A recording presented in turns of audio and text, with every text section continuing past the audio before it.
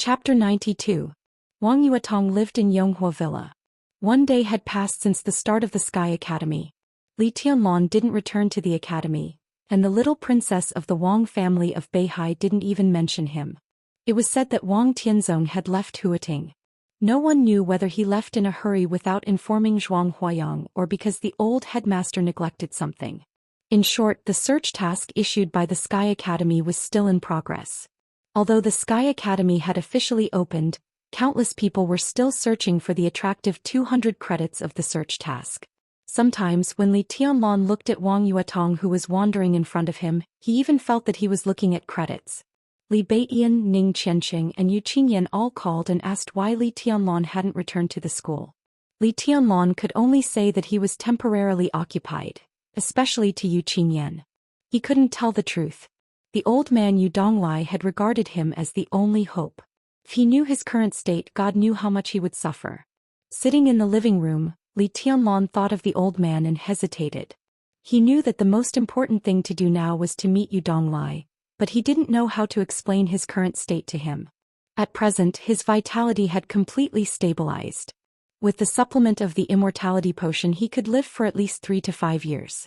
At the same time, his realm was also stabilized. One step was chi controlling and the other was thunder shocking. Now he was unprecedentedly powerful in terms of combat capability, but the price he paid was that he had no hope of entering the invincible realm for the rest of his life. It was even impossible for him to enter the thunder-shocking realm completely. In such a situation, it was impossible for Li Tianlan to be in a good mood, but he didn't despair either.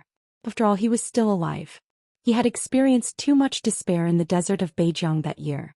Now all this was at best a trivial matter for him. He didn't want to complain, let alone feel disappointed or afraid about the future. Now he just wanted to do something. But this was also the biggest problem, because he couldn't find a suitable entry point at all. At present he was not even familiar with Huating, let alone the case of treason. The curtain was the most powerful weapon he could use at present, but it could not provide much help for the case of treason. In this case his best choice was to go to Yu Donglai. In recent years, Yu Donglai had stood aloof from worldly affairs and stayed dormant in Huating. But Li Tianlan was sure that he must have some clues. No matter how small and fragmentary the clues were, it was better than nothing. As long as he had an entry point and gave it to the curtain, Li Tianlan could do a lot more. Outside the window the rain was getting heavier. Li Tianlan sat silently in the living room and made a pot of tea. The rain continued for 2 consecutive days, turning from moderate rain to heavy rain, making the whole city noisy. Sitting in the villa and looking out of the window, the whole Huating seemed to be far away from the bustling city, leaving only desolation. A thin coat was put on Li Tianlan from behind. Wang Yuetong's sweet voice sounded behind him. "Senior brother, aren't you cold? You can't catch a cold in your current condition." Wang Yuetong, who had just taken a bath, sat beside Li Tianlan with the newborn golden retriever in her arms. She chuckled and said, "Do you want to watch TV?" Smelling the fresh and fragrant smell around him, Li Tianlan smiled and said, "Whatever. When are you going back to the Sky Academy?" "Whatever." Wang Yuetong flipped her long hair, which was still a little wet. She held the dog in one hand, stretched out her snow-white and tender little foot, pressed the remote control and said casually, "I'll go whenever you go. Didn't the academy give me a task? I've been living in seclusion recently. I'll wait for you to take me to the Sky Academy to get my credits." "I'm afraid the task will be cancelled in a few days." Li Tianlan smiled helplessly. "In my current condition, going to the Sky Academy is a complete waste of time. Fortunately, although my vitality has been consumed a lot, my combat strength has increased a lot. Recently, I plan to do something and have no time to accompany you. How about you go to the Sky Academy first? Otherwise, when the headmaster cancels the task, credits will be deducted. Do you want to wait to be expelled?" The internal management of the Sky Academy was strict and loose. There was a saying that credits trumped everything. In theory, as long as one had enough credits, it didn't matter how long one was absent. 1 credit would be deducted for each day of absence. When the credit was deducted to a negative number, the teaching office of the academy would contact the student to confirm the student's status.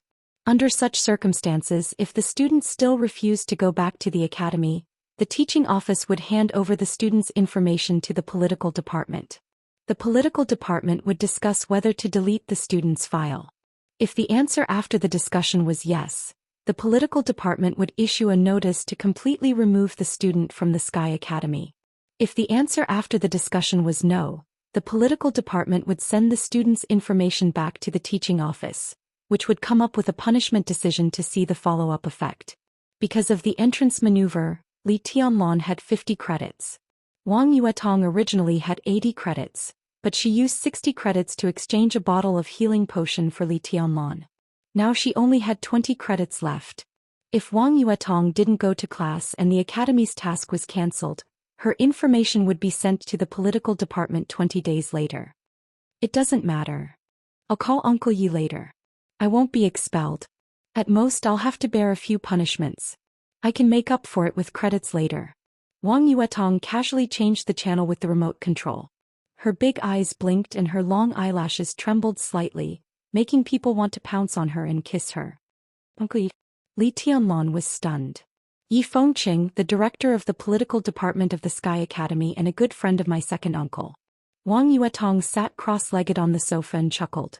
Her body was soft and it seemed that she wanted to lean into Li Tianlan's arms.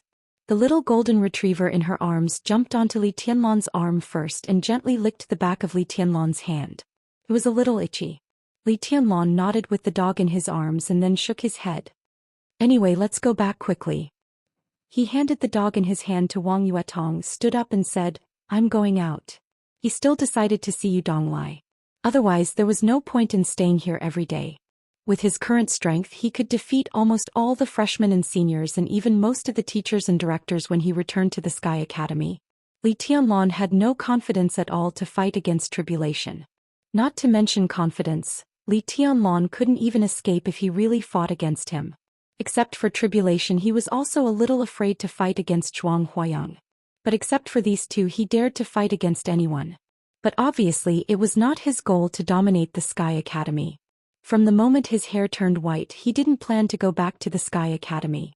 As for credits it didn't matter at all if they were deducted. Then come back early. Wang Yuetong stood up with the dog in her arms and walked to Li Tianlan in slippers. It seemed that she wanted to see him out. Li Tianlan put on his clothes and went straight to the door with Wang Yuetong. The key was inserted into the lock and the sound of the door opening was heard. Li Tianlan's expression froze and then became ecstatic. He almost rushed to the door. Wang Yuetong was also stunned. Looking at Li Tianlan's excited back, she subconsciously held the golden retriever in her arms tightly, seeming a little nervous. Qin Weibai's figure appeared at the door. Looking at Li Tianlan who rushed to her excitedly, she was stunned, and her cold eyes suddenly became soft. Have you eaten? She walked in with flaming fire, bent down at the porch to take off her high heels and said softly. The weather in Huating in May was not cold. It was rainy and cloudy and it was just a little cool outside. But Qin Weibai was wearing a very thick coat, and her dreamy face was full of haggardness and exhaustion. Her face was pale and even her rosy and beautiful lips were bloodless. Li Tianlan's heart sank. He suddenly took a step forward, looked at Qin Weibai seriously and said, Are you hurt? I was attacked by two people at the peak of the thunder-shocking realm in Billy State, but they were blocked by horsewomen. I was slightly injured but it's okay. I'll be fine after a few days of recuperation. Qin Weibai said with a chuckle. Her eyes, which had been a little dim, gradually brightened up when she saw Li Tianlan. She took off her coat and put on her slippers. She directly put her arms around Li Tianlan's neck and kissed him hard on the face. Then she smiled and said, I missed you so much. Li Tianlan put his arms around Qin Weibai's slender waist, and his heart gradually became calm. He whispered, It's okay, it's okay. Come, I've brought you something good. Your injuries will heal very quickly. Qin Weibai took Li Tianlan's hand and her eyes were happy. My sister took a lot of effort to get it back. You must thank her someday. She took Li Tianlan's arm and walked to the sofa. When she passed by Wang Yuetong, she looked steadily forward as if she did not see her at all. At this moment, Qin Weibai was wearing a gray sweater and black tights. Her ordinary clothes showed her perfect figure completely. She held Li Tianlan's arm casually, and at this moment she completely became the hostess of the family. Wang Yuetong, whose hair was still a little wet, was wearing pajamas and holding the dog. She looked lazy and beautiful, but in front of Qin Weibai she did not have much confidence. It seemed that every time she appeared in front of her, Wang Yuetong felt that she was dwarfed. She bit her lip hard, walked to the other side of Li Tianlan with the dog in her arms, and sat down almost next to him on the sofa. Li Tianlan glanced at her and his face seemed a little unnatural. Wang Yuetong's face also turned red. All of Qin Weibai's movements were natural, and even her sitting posture was very casual. But her performance was a little deliberate. Li Tianlan opened his mouth subconsciously and wanted to explain, but Qin Weibai seemed to see nothing and waved at Flaming Fire, who had just entered the door. Flaming Fire came over with a clear crystal box and put it on the tea table. The light in the living room was on and the soft light fell on the crystal box. The light refracted out was colorful and had a very strange and dreamy feeling. Li Tianlan's eyes fell on the pattern in front of the box and he slightly raised his eyebrows. The simple lines on the pattern were majestic and impressive. Li Tianlan had seen this pattern before. It was on the membership card that Wang Xiaoyao handed him when he went to the garden party for the first time. The sky and the sea. This is something from my family. Wang Yuetong's small face changed slightly and she said softly, "Yes." Qin Weibai glanced at her and nodded slightly. Suddenly she said, "Did you give Tianlan the first generation of immortality potion?" Wang Yuetong glanced at her and nodded. "Thank you," Qin Weibai said with sincere and earnest eyes. Any expert in the dark world knew the status of the immortality potion in the Wang family of Beihai. For Li Tianlan, Wang Yuetong could do so much, so Qin Weibai was grateful to her. Wang Yuetong curled her rosy lips. Listening to Qin Weibai's sincere thanks, she subconsciously tightened her arms around the little golden retriever in her arms and felt wronged and wanted to cry. The golden retriever seemed to be in pain from being squeezed. It struggled and whimpered, climbed out of Wang Yuetong's arms, past Li Tianlan, and directly got into Qin Weibai's arms. "That's my dog." Wang Yuetong felt more wronged and wanted to cry. She couldn't compete with a man, but could even her pet not compete with her? "We are a family. Why should we separate ourselves?" Qin Weibai smiled casually, intentionally or unintentionally, with a meaningful meaning. Wang Yuetong suddenly blushed. Li Tianlan's heart trembled and he didn't dare to say a word. Flaming Fire had opened the box in front of her and looked at the potions inside. She said calmly, "This is the Immortality series of the Wang family of Beihai. The whole set is here. It is still being activated. It will be finished in about 8 hours. By then your injury will be completely healed." Immortality. The whole set. Li Tianlan looked at the box, lost in thought. Immortality series? Wang Yuetong suddenly stood up and stared at Flaming Fire. She said in a cold tone, "Where is my dad? What did you do to him?" The Immortality series was the most precious treasure of the Wang family of Beihai. If the people of Samsara could get it, then her father, Wang Yuetong's heart trembled violently. Her Majesty Sword Emperor ranks first on the divine list. Who can do anything to her? This is a deal. My sister took a sword strike from her and got this set of Immortality series at the cost of serious injury. Qin Weibai said calmly. As for whether she deliberately simplified the process or it was just the version she heard from the master of Samsara Palace, no one knew. After a long silence, Li Tianlan looked at Qin Weibai and said seriously, "Thank the palace master for me." "What palace master?" "You have to call her sister in the future." Qin Weibai muttered with some dissatisfaction and sighed softly. "I wanted to stay and take care of my sister. When she recovered I could ask Flaming Fire to give the Immortality series to you. But Marshal Dongqing and Headmaster Zhuang made an appointment with me, so I came back on the way. Tianlan, time is tight. I have to leave in a minute." Li Tianlan was stunned and couldn't come to his senses for a while. "My sister was seriously injured. When she fought with Tianxin she was seriously injured, and then she went to the Wang family of Beihai."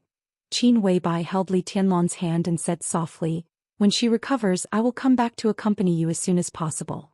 Li Tianlan nodded silently. He said softly, "Why did the marshal and the headmaster make an appointment with you?" "Not only me but also you. And Zhong Yongming." Qin Weibai gently raised the corner of her mouth. Her smile was playful and beautiful. "Zhong Yongming." Li Tianlan narrowed his eyes slightly and remembered the information sent back by the curtain organization yesterday. Yesterday afternoon, the Organization Department of Zhou State and the Army Headquarters of Zhou State simultaneously announced several heavyweight personnel transfers. Liu Xiaoqing, the deputy mayor of Huating, served as a member of the Standing Committee of Huating and the director of the Ministry of Politics and Law. He Ping, the former director of the Ministry of Politics and Law, was under investigation for major violations of discipline. Bai Qingqian, the governor of Qinzhou Province, was transferred to Guangdong Province as the first secretary. Dongqing Qiuqi, the mayor of Wudong New Area, served as a member of the Standing Committee of Huating and secretary of Wudong New Area. Tan Qinghua was transferred to the Southern Theater of Operations of Zhou State as the deputy commander. The former chief of staff of the Southern Theater of Operations Yi Fenglin was transferred to the Eastern Theater of Operations as the deputy commander. In less than a few days after Samsara destroyed Night Spirit, Zhou State immediately reacted. What this meant was self-evident. The stability of Huating that Zhong Yongming had always emphasized did not come true after all. On the contrary, the commander of the Eastern Theater of Operations, Ning Ziyuan, mentioned strengthening the unity of the Eastern Theater of Operations. The high-level officials of Zhou State gave clear support and attitude. As for what was happening in Zhou State in private, it was beyond his reach for the time being. However, Dongqing Wudi and Zhuang Huayang made an appointment with Qin Weibai and Zhong Yongming. The fact that the other party had accepted the invitation was enough to explain the situation. Dongqing Wudi and Zhuang Huayang. Chapter 93. Dongqing Wudi and Zhuang Huayang came quickly. Before they finished a cup of tea, their figures had passed through the heavy rain outside and knocked on the door of the villa. Boss Qin, congratulations. Looking at Qin Weibai, who opened the door for them, Dongqing Wudi said with a smile. His tone was gentle and casual and there seemed to be some intimacy. The Samsara Palace destroyed the Night Spirit organization in one fell swoop, and the murderous weapon Blue Sky Underworld changed hands. This could be said to be the biggest thing that happened in the Dark World in recent years. In just a few days there were constant disturbances. At present, the rise of the Samsara Palace as a new superpower in the Dark World was already unstoppable. Not only Zhou State but in the past few days, many countries around the world held high-level meetings, trying to get in touch with the Samsara Palace and test their attitude. Zhou State was now in a favorable position. At the plenary meeting of the Decision-Making Committee, the high-level officials of Zhou State made prompt decisions.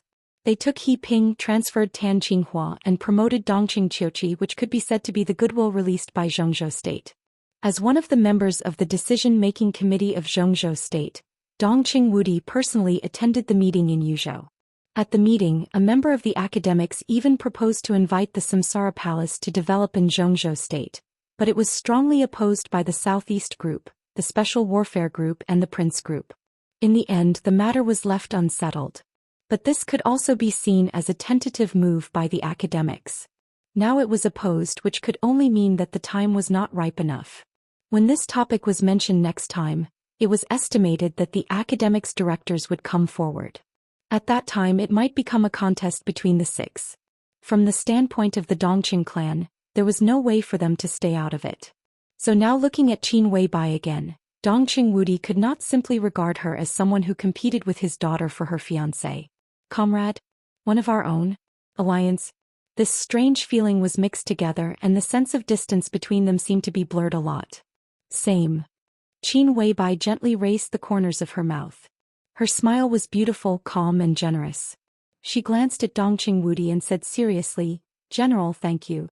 When the master of Samsara Palace and the 12 supermasters went straight to Mount Dibing, Dongqing Wudi happened to appear in the Black Dragon Army of the Border Control Corps. The Black Dragon Army was one of the 5 armies under the Border Control Corps, with a total of 100,000 elites. It was responsible for the defense of the northeast border of Zhou State. If 30,000 elites traveled by sea and land, it would take them less than 2 hours to enter Beihai Province. What this meant was self-evident. Dongqing Wudi took a deep look at Qin Weibai, smiled and asked Zhuang Huayang to enter the villa together. Boss Qin, the body of the attacker is still in the Sky Academy. I brought some photos here. Have a look. If you don't recognize him, I'll ask someone to throw the body into the Yangtze River. Zhuang Huayang walked in and handed Qin Weibai an envelope. He smiled at Li Tianlan and Wang Yuetong, who were in pajamas, and said with a strange look in his eyes, "You look good. When will you go back to the Sky Academy?" "I'll go back today." Li Tianlan smiled. He had intended to do something, but now the whole set of immortality potion had appeared. If his injury was completely healed, the vitality in his body would completely suppress his current strength and turn it into potential. His realm would also be stabilized in the chi-controlling realm. Without the incredible combat capability, the door of the invincible realm would open to him. In this way, re-entering the Sky Academy became his top priority. Li Tianlan's eyes were calm. The gains and losses didn't seem to affect his state of mind at all. Zhuang Huayang patted Li Tianlan on the shoulder with a gratified look in his eyes. Beside him, Dongqing Wudi's eyes were obviously not quite right. He looked at Li Tianlan and then at Wang Yuetong, who was in pajamas, and said in a gloomy tone, "Tianlan, you good boy, when we were in Zhongyun province, you swore that you would not marry Rushi. I thought you were a gentleman. But in just a few days Wang Yuetong can live in Yonghua Villa in front of Qin Weibai. In this case, why don't you marry my daughter?" Qin Weibai thought. "Rushi is a girl as pure as ice and clean as jade. She is no worse than the little princess in front of me. If you refuse, do you really think I dare not force you to marry Rushi?" Dongqing Wudi was almost bursting with anger.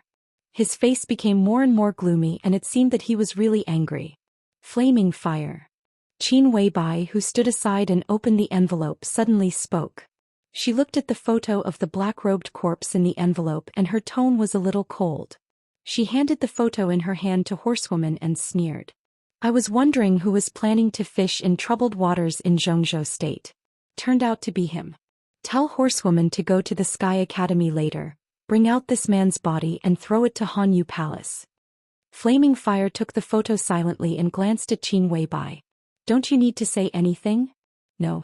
Qin Weibai said indifferently, "I'm waiting for him to give me an explanation." Flaming Fire nodded and began to make a phone call. Zhuang Huayang turned his head in surprise and looked at Qin Weibai. "Boss Qin, does the attacker have anything to do with Hanyu Palace?" They were not close just now, so he only vaguely heard Hanyu Palace, but he did not hear the specific details. In fact, the academics had also secretly investigated the identity of the black-robed man, but they found nothing. If the other party really had something to do with Hanyu Palace, then they had to be cautious. In Huading, Hanyu Palace was just a club, but the power behind this so-called club had been extremely vigilant for hundreds of years. Qin Weibai shook her head slightly and did not say much. Instead, she looked at Dongqing Wudi, whose face was a little gloomy, and asked curiously, "General, what's going on?" Li Tianlan looked embarrassed and did not know how to explain it all. He had kissed and hugged the beautiful little princess of the Wang family of Beihai. He could not tell Dongqing Wudi that she had nothing to do with him, but he always felt awkward to admit that they had something to do with each other. He did not know what to say, but Qin Weibai came over again. Li Tianlan suddenly felt even more annoyed. Dongqing Wudi suppressed his anger, glared at Li Tianlan and said hesitantly, "Boss Qin, little Princess Yuetong. Yes, she's my sister." Qin Weibai's tone was light, with an indescribable grace. Wang Yuetong blushed. Wang Yuetong blushed. She saw Qin Weibai's eyes sweep over her. Qin Weibai's eyes were not so stern, but there was an inexplicable pressure in them. She bit her lip and called her sister in a low voice. Her face became even redder. But strangely, when she called her sister, she did not feel that she had to swallow her anger. Instead, she felt that it was natural. Qin Weibai nodded and looked at Dongqing Wudi again. Dongqing Wudi and Zhuang Huayang smiled bitterly at the same time. "Sister? What the hell was going on?" The master of Samsara Palace and the 12 super masters of Samsara went straight to Mount Dibbing. 13 of them went up the mountain and 13 went down the mountain. Although they did not fight, Wang Tianzong's Sword Emperor Palace was torn to pieces by the sword and tent, and the whole mountain top was also damaged to different degrees. Although the two sides did not fall out in the end, in many people's eyes the grudge was formed. But now the little princess of the Wang family of Beihai suddenly became the sister of the spokesperson of Samsara Palace. Dongqing Wudi's mind was in a mess. The situation between men and women, especially men and women who were different from ordinary people, was almost more chaotic than the general trend of Zhongzhou State. He took out a cigarette, lit it, and took a deep breath. Without thinking, he asked instinctively, "What about Rushi?" She's also a sister. Qin Weibai said calmly. Li Tianlan only felt a tingling in his scalp. Looking at Qin Weibai, who was more and more graceful and magnanimous, his mood was complicated. He wanted to press her on the bed and spank her. Dongqing Wudi was even more depressed. As soon as he said that, he felt that he was discussing taking a concubine with Li Tianlan's legal wife. This matter didn't even need Li Tianlan's consent. The legal wife was in charge of the backyard. Dongqing Wudi smoked in silence and did not respond. His precious daughter was going to be Li Tianlan's concubine? He, the god of massacre of Zhongzhou state, really could not think of this in a short time. Is it time? Let's go? Qin Weibai looked down at the watch on her wrist and looked at Li Tianlan. There was a soft smile in her bright eyes. She suddenly remembered a pair of Vacheron Constantine watches that she had ordered a few days ago. They were lovers' watches. It seemed that her and Li Tianlan's names could be engraved on the hands of each watch. The faces of the watches were also engraved with blessings written in ancient Greek. A director of Richemont Group, the manufacturer of Vacheron Constantine, personally urged the designer to design the renderings. Qin Weibai was satisfied, but her only regret was that she had to wait a year to wear the couple's watches with Li Tianlan. This kind of thinking that belonged to a little woman or even a little girl might be a little naive, but Qin Weibai had become more and more unable to restrain her feelings. Especially when she woke up in the dead of night and felt Li Tianlan holding her tightly in his arms. Qin Weibai always felt that this was her destiny. Her life belonged to him. She even wanted to announce to the whole world that he was her man and would always be her man from now on. Qin Weibai looked at Li Tianlan quietly. Her eyes were bright and tender, with a kind of deep affection that could shake people's souls. Her persistence seemed eternal. Li Tianlan walked up to her and held her cold hand. He nodded and said, "Let's go." The place that Dongqing Wudi and Zhuang Huayang had agreed with Zhong Yongming was Tongha Hospital. The hospital was not large, about 50 acres in area. The internal planning was reasonable, with rockery and flower beds in picturesque disorder. A small river about 6 or 7 meters wide flowed around the hospital. The water was clear and running. Stepping on the white stone bridge, listening to the sound of the water and looking at the flowers in front of them, everything around them seemed to become deep and quiet, making people feel relaxed and happy. This hospital looked inconspicuous from the outside but could be said to be a different world inside. It could be said to be the best private hospital in Huating, even in the south. The medical level and advanced equipment were second to none. The interior was even more heavily guarded. With the 9-story main building in the courtyard as the center, everything in the hospital could be said to be mysterious, and the security and ornamental value could not be better. The hospital was not listed and it was not open to the public on weekdays. Instead, it implemented a system similar to membership. On weekdays, most of the senior people in Huating were recuperating here, or some people with sensitive identities came here to temporarily avoid the disturbances of the outside world. Therefore, most of the time there was a cold and quiet atmosphere of leisure here. The boss of Tongha Hospital was the Han family. As the top neutral wealthy family in Huating and the largest financial tycoon in Zhongzhou state, Han Donglu, the current patriarch of the Han family, treated all the people of the six equally. Therefore, if the people of the six were not feeling well, almost all of them would choose to come to Tongha Hospital. Zhong Yue, who was beaten into a vegetative state by Wang Xiaoyao a few months ago. Zhong Xiaofeng, who was disabled by Li Tianlan a few days ago. Now they were all receiving treatment in Tongha Hospital. Zhong Yongming knew why Dongqing Wudi and Zhuang Huayang invited Zhong Yongming. Now that Samsara had destroyed Night Spirit and was in the limelight, and Li Tianlan had a close relationship with Qin Weibai, the spokesperson of Samsara. This identity made Zhong Yongming have to bear it for the time being, no matter how much he hated Li Tianlan. But they asked to meet at this place.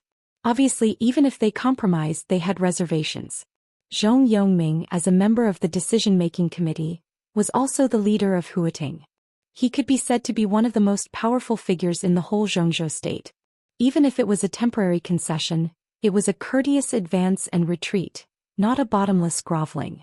Tianlan, the headmaster, and I are now as lobbyists invited by Boss Qin. Do you understand what I mean? Walking into the hospital, Dongqing Wudi suddenly spoke with concern in his eyes. Li Tianlan nodded silently. For the sake of protecting his identity, Neither Zhuang Huayang nor Dongqing Wudi was suitable to show too much concern for him. Zhuang Huayang glanced at him, sighed softly and shook his head without saying much. In recent years the academics had been cooperating with Samsara, and the cooperation was pleasant.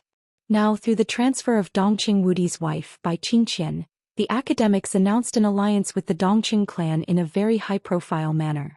In this way it seemed reasonable for Qin Weibai to invite Zhuang Huayang and Dongqing Wudi to be lobbyists for Li Tianlan, and no one would think of Li Tianlan. As for in Yonghua Villa, Dongqing Wudi's domineering appearance deterred the elites of the Eastern Theater of Operations, and Ning Qianqing was also a shield. At present the most suspicious thing was that Dongqing Wudi took Li Tianlan back to Zhongyuan province. This was an unconcealable loophole. Presumably, many people were speculating about the relationship between Li Tianlan and the Dongqing clan. However, the Li family and the Dongqing clan didn't seem to have much interaction on the surface. This alone wouldn't expose Li Tianlan's identity.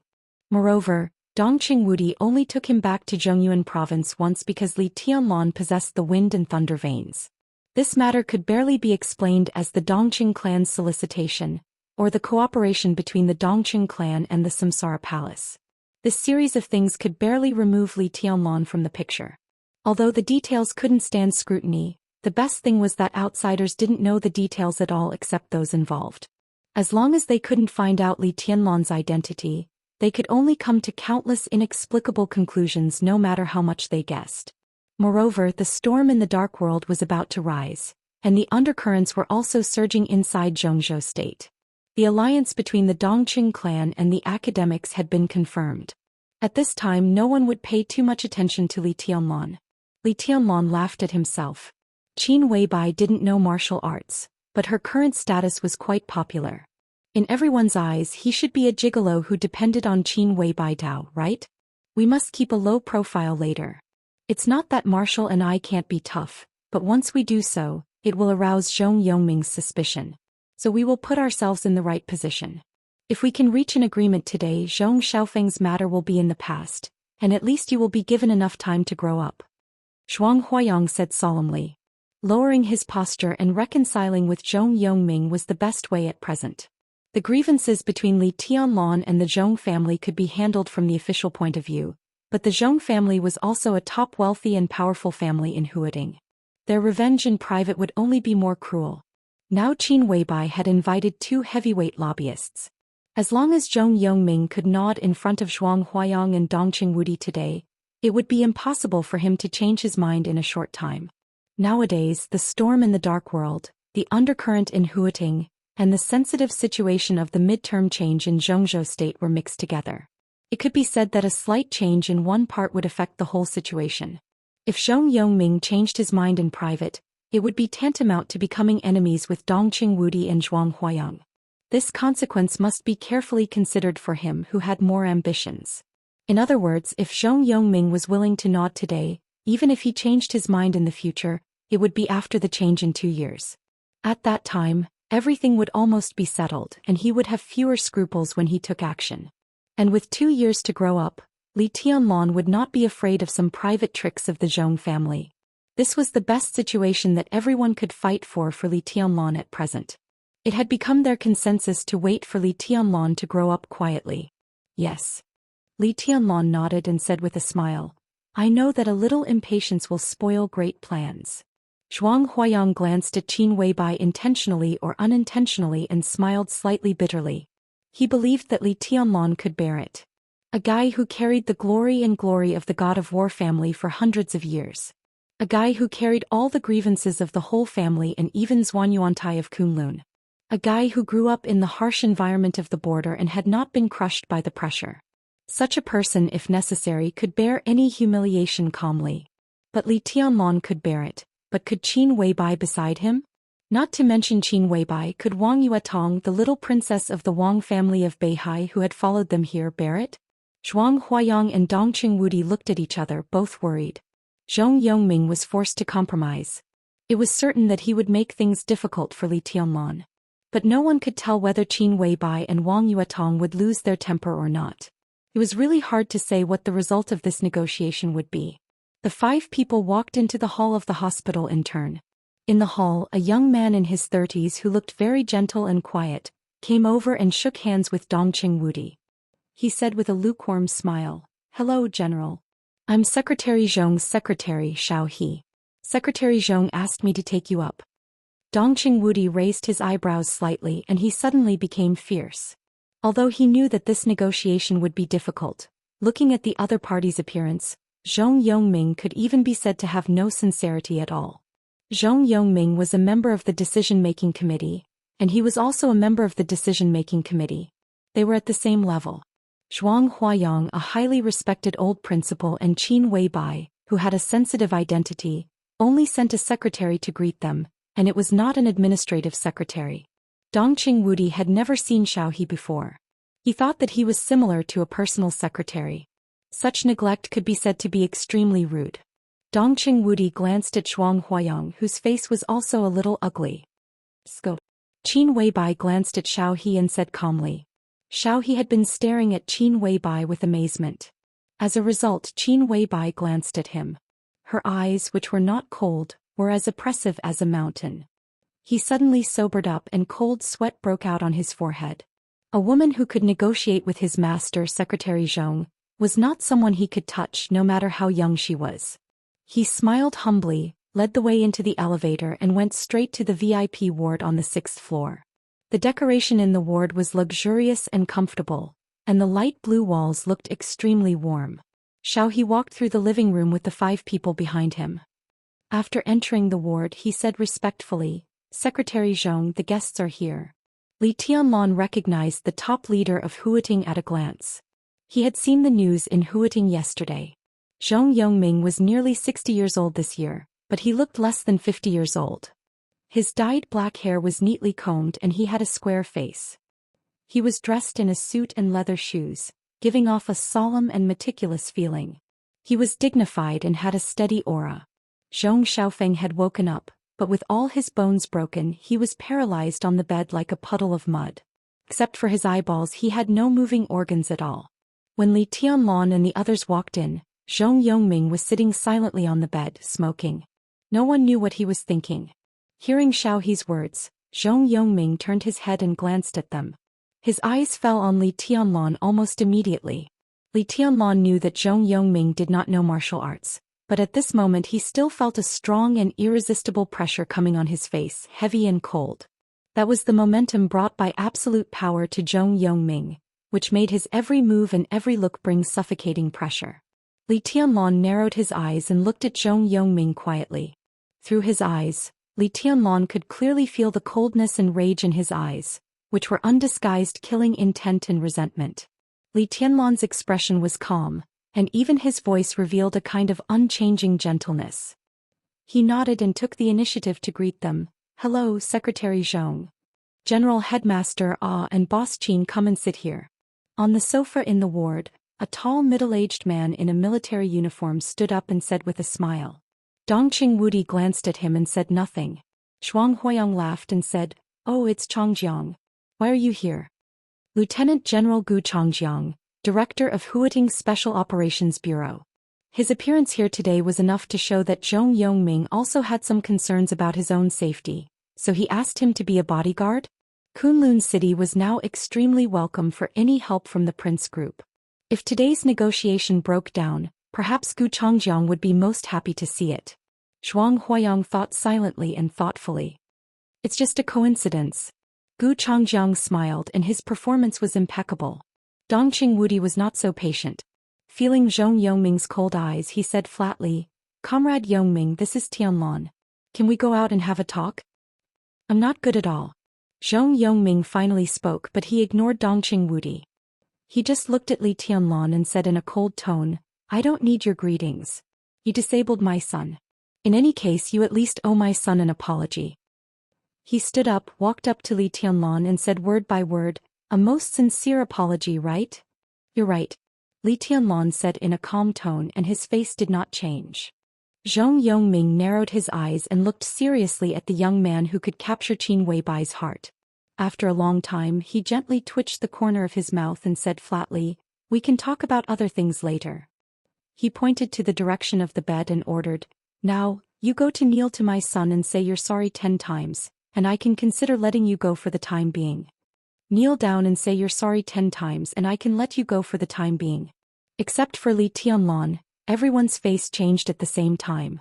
No one expected that as soon as they met, Zhong Yue directly made a request that they could not accept. Secretary Zhong, Zhuang Huayang frowned. Zhong Yue waved his hand and directly interrupted Zhuang Huayang's words. He said calmly, you can choose not to kneel. Marshal Dongqing and Headmaster Zhuang are here and Boss Qin is also here. I can't do anything to you. If you don't kneel then go back and wait.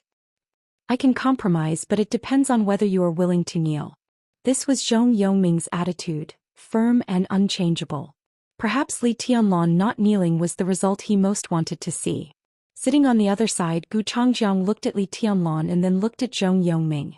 His eyes were playful but he did not speak. Zhong Yongming was extremely angry, but Gu Changjiang was still rational. Now 4 of the 5 people who came here were scheduled, but one of them was the little princess of the Wang family of Beihai, which was interesting. The situation was unclear so Gu Changjiang could not speak. Secretary Zhong, your request makes me see no sincerity in negotiation. Qin Weibai held Li Tianlan's hand and said in a cold tone. Boss Qin, do you mean that my son's life is not worth your man's kneel? But he is still alive. But what's the difference between him and being dead? Zhong Yongming and Qin Weibai confronted each other tit for tat, and the momentum suddenly became oppressive. All right. Li Tianlan suddenly opened his mouth and loosened his hand. His smile was gentle and calm. Looking at Zhong Yongming's increasingly cold eyes, he smiled and said, Secretary Zhong, you are right. It's worth it. Then kneel. Zhong Yongming said in a cold tone. Li Tianlan took a step forward. Tianlan. Senior brother. Qin Weibai and Wang Yuetong spoke at the same time. Li Tianlan turned around and glanced at them. He smiled and narrowed his eyes. It's really worth it, isn't it? He turned around and walked directly to the bed. On the bed, Zhong Xiaofeng's eyes turned. He seemed to hear the conversation in the ward and his breathing became rapid. Li Tianlan's eyes were calm. Whether Zhong Yongming's request was excessive or not, from different standpoints, there would be different interpretations. He knew very well that even if he did not kneel today, Dongqing Wudi and Zhuang Huayang would be willing to block some follow-up things for him. But there were some things that he could not afford to owe, the Li family could not afford to owe, and he did not want Qin Weibai to owe him. Since he could bear some things by himself, he must bear them by himself. Even if it crushed his spine, even if it crushed his knees. At least if it was just some humiliation, he could bear it and he could kneel. Qin Weibai looked at Li Tianlan's back silently, bit her lip hard and suddenly took a step forward. Dongqing Wudi directly stood in front of Qin Weibai. Get out of my way. Qin Weibai's expression was cold. Calm down. Dongqing Wudi's eyes were complicated. You are Tianlan's woman, so you should respect his decision. Sometimes it takes more courage to kneel than to stand up straight. Like now. Bang. A dull voice sounded. Before Qin Weibai could speak, Li Tianlan's knees had directly knelt on the ground in front of the bed. As he said, he knelt in exchange for Zhong Xiaofeng's life. It was worth it. But the premise was that it was a whole life.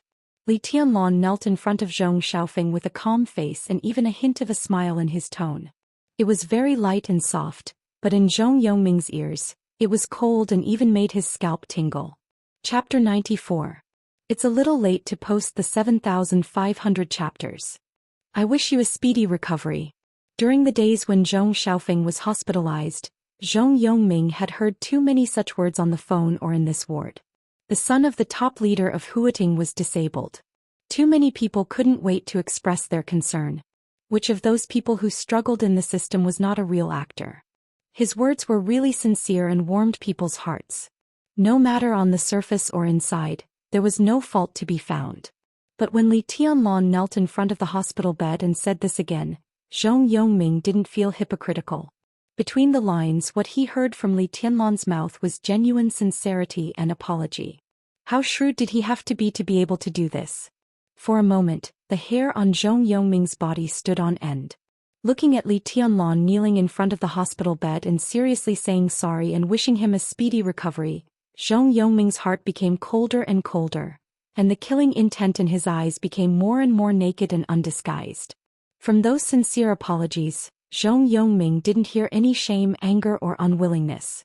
Li Tianlan was kneeling on the ground and looking up at Zhong Xiaofeng on the hospital bed, but at this moment, Zhong Yongming felt that he was still standing straight and looking down at them. This feeling was subtle and obvious, but it was real. At least, Li Tianlan's kneeling did not bring Zhong Yongming pleasure, but strong uneasiness and fear. This young man's mind was too secretive and he was also too patient. It was the first time Zhong Yongming had seen a person who could kneel under pressure and still be so calm. Not to mention anything else, just his unfathomable shrewdness alone would be enough to cause him big trouble in the future if he succeeded. Child Zhong, I'm sorry. I wish you a speedy recovery. Over and over again Li Tianlan said it 10 times seriously. Then he turned his head, looked at Zhong Yongming and said with a smile, Secretary Zhong, can I get up now? Zhong Yongming became more and more agitated. In any case, this young man must not be kept alive. Letting him go today was almost like letting a tiger go back to the mountain. Given a little time, who knew how far he would grow? Should he kill him at the risk of becoming enemies with Zhuang Huayang and Dongqing Wudi? Dongqing clan. Academics. Judging from the trend in the next 2 years, it was almost impossible for the Prince group to live in harmony with them. However, the game between groups and personal grievances were completely different. Thinking of Dongqing Wudi and Zhuang Huayang, Zhong Yongming hesitated, but on the surface he remained indifferent and dignified. Keep kneeling. Dongqing Wudi obviously frowned. Before he could say anything, Qin Weibai, who was staring at Zhong Yongming, suddenly broke out. Her voice was still cold and pleasant, but it became a little sharp. Zhong Yongming, don't be so shameless. Reconciling with you today doesn't mean that I'm afraid of you. At worst, I won't stay in Zhongzhou state anymore. Outside the country he can also enter the invincible realm. Do you really think you can cover the sky with one hand? She took a deep breath. Her expression did not change, but her tone became sharper. At this moment Qin Weibai did not have that dazzling dreamy look, but her whole person showed a kind of craziness and arrogance to protect her man at all costs. The two states were completely different, but they were both peerless in beauty. Zhong Yongming, you don't give me face, so I don't have to give you face. In Zhongzhou state I can't afford to offend you, but now I will say it only once. Help my man up from the bed of your useless son and apologize to him. I will count to 3. If you don't do it, the whole samsara will immediately go to war with your prince group, and it will not stop until one of us is dead. Well, everyone, including Dongqing Wudi and Zhuang Huayang, changed their faces dramatically.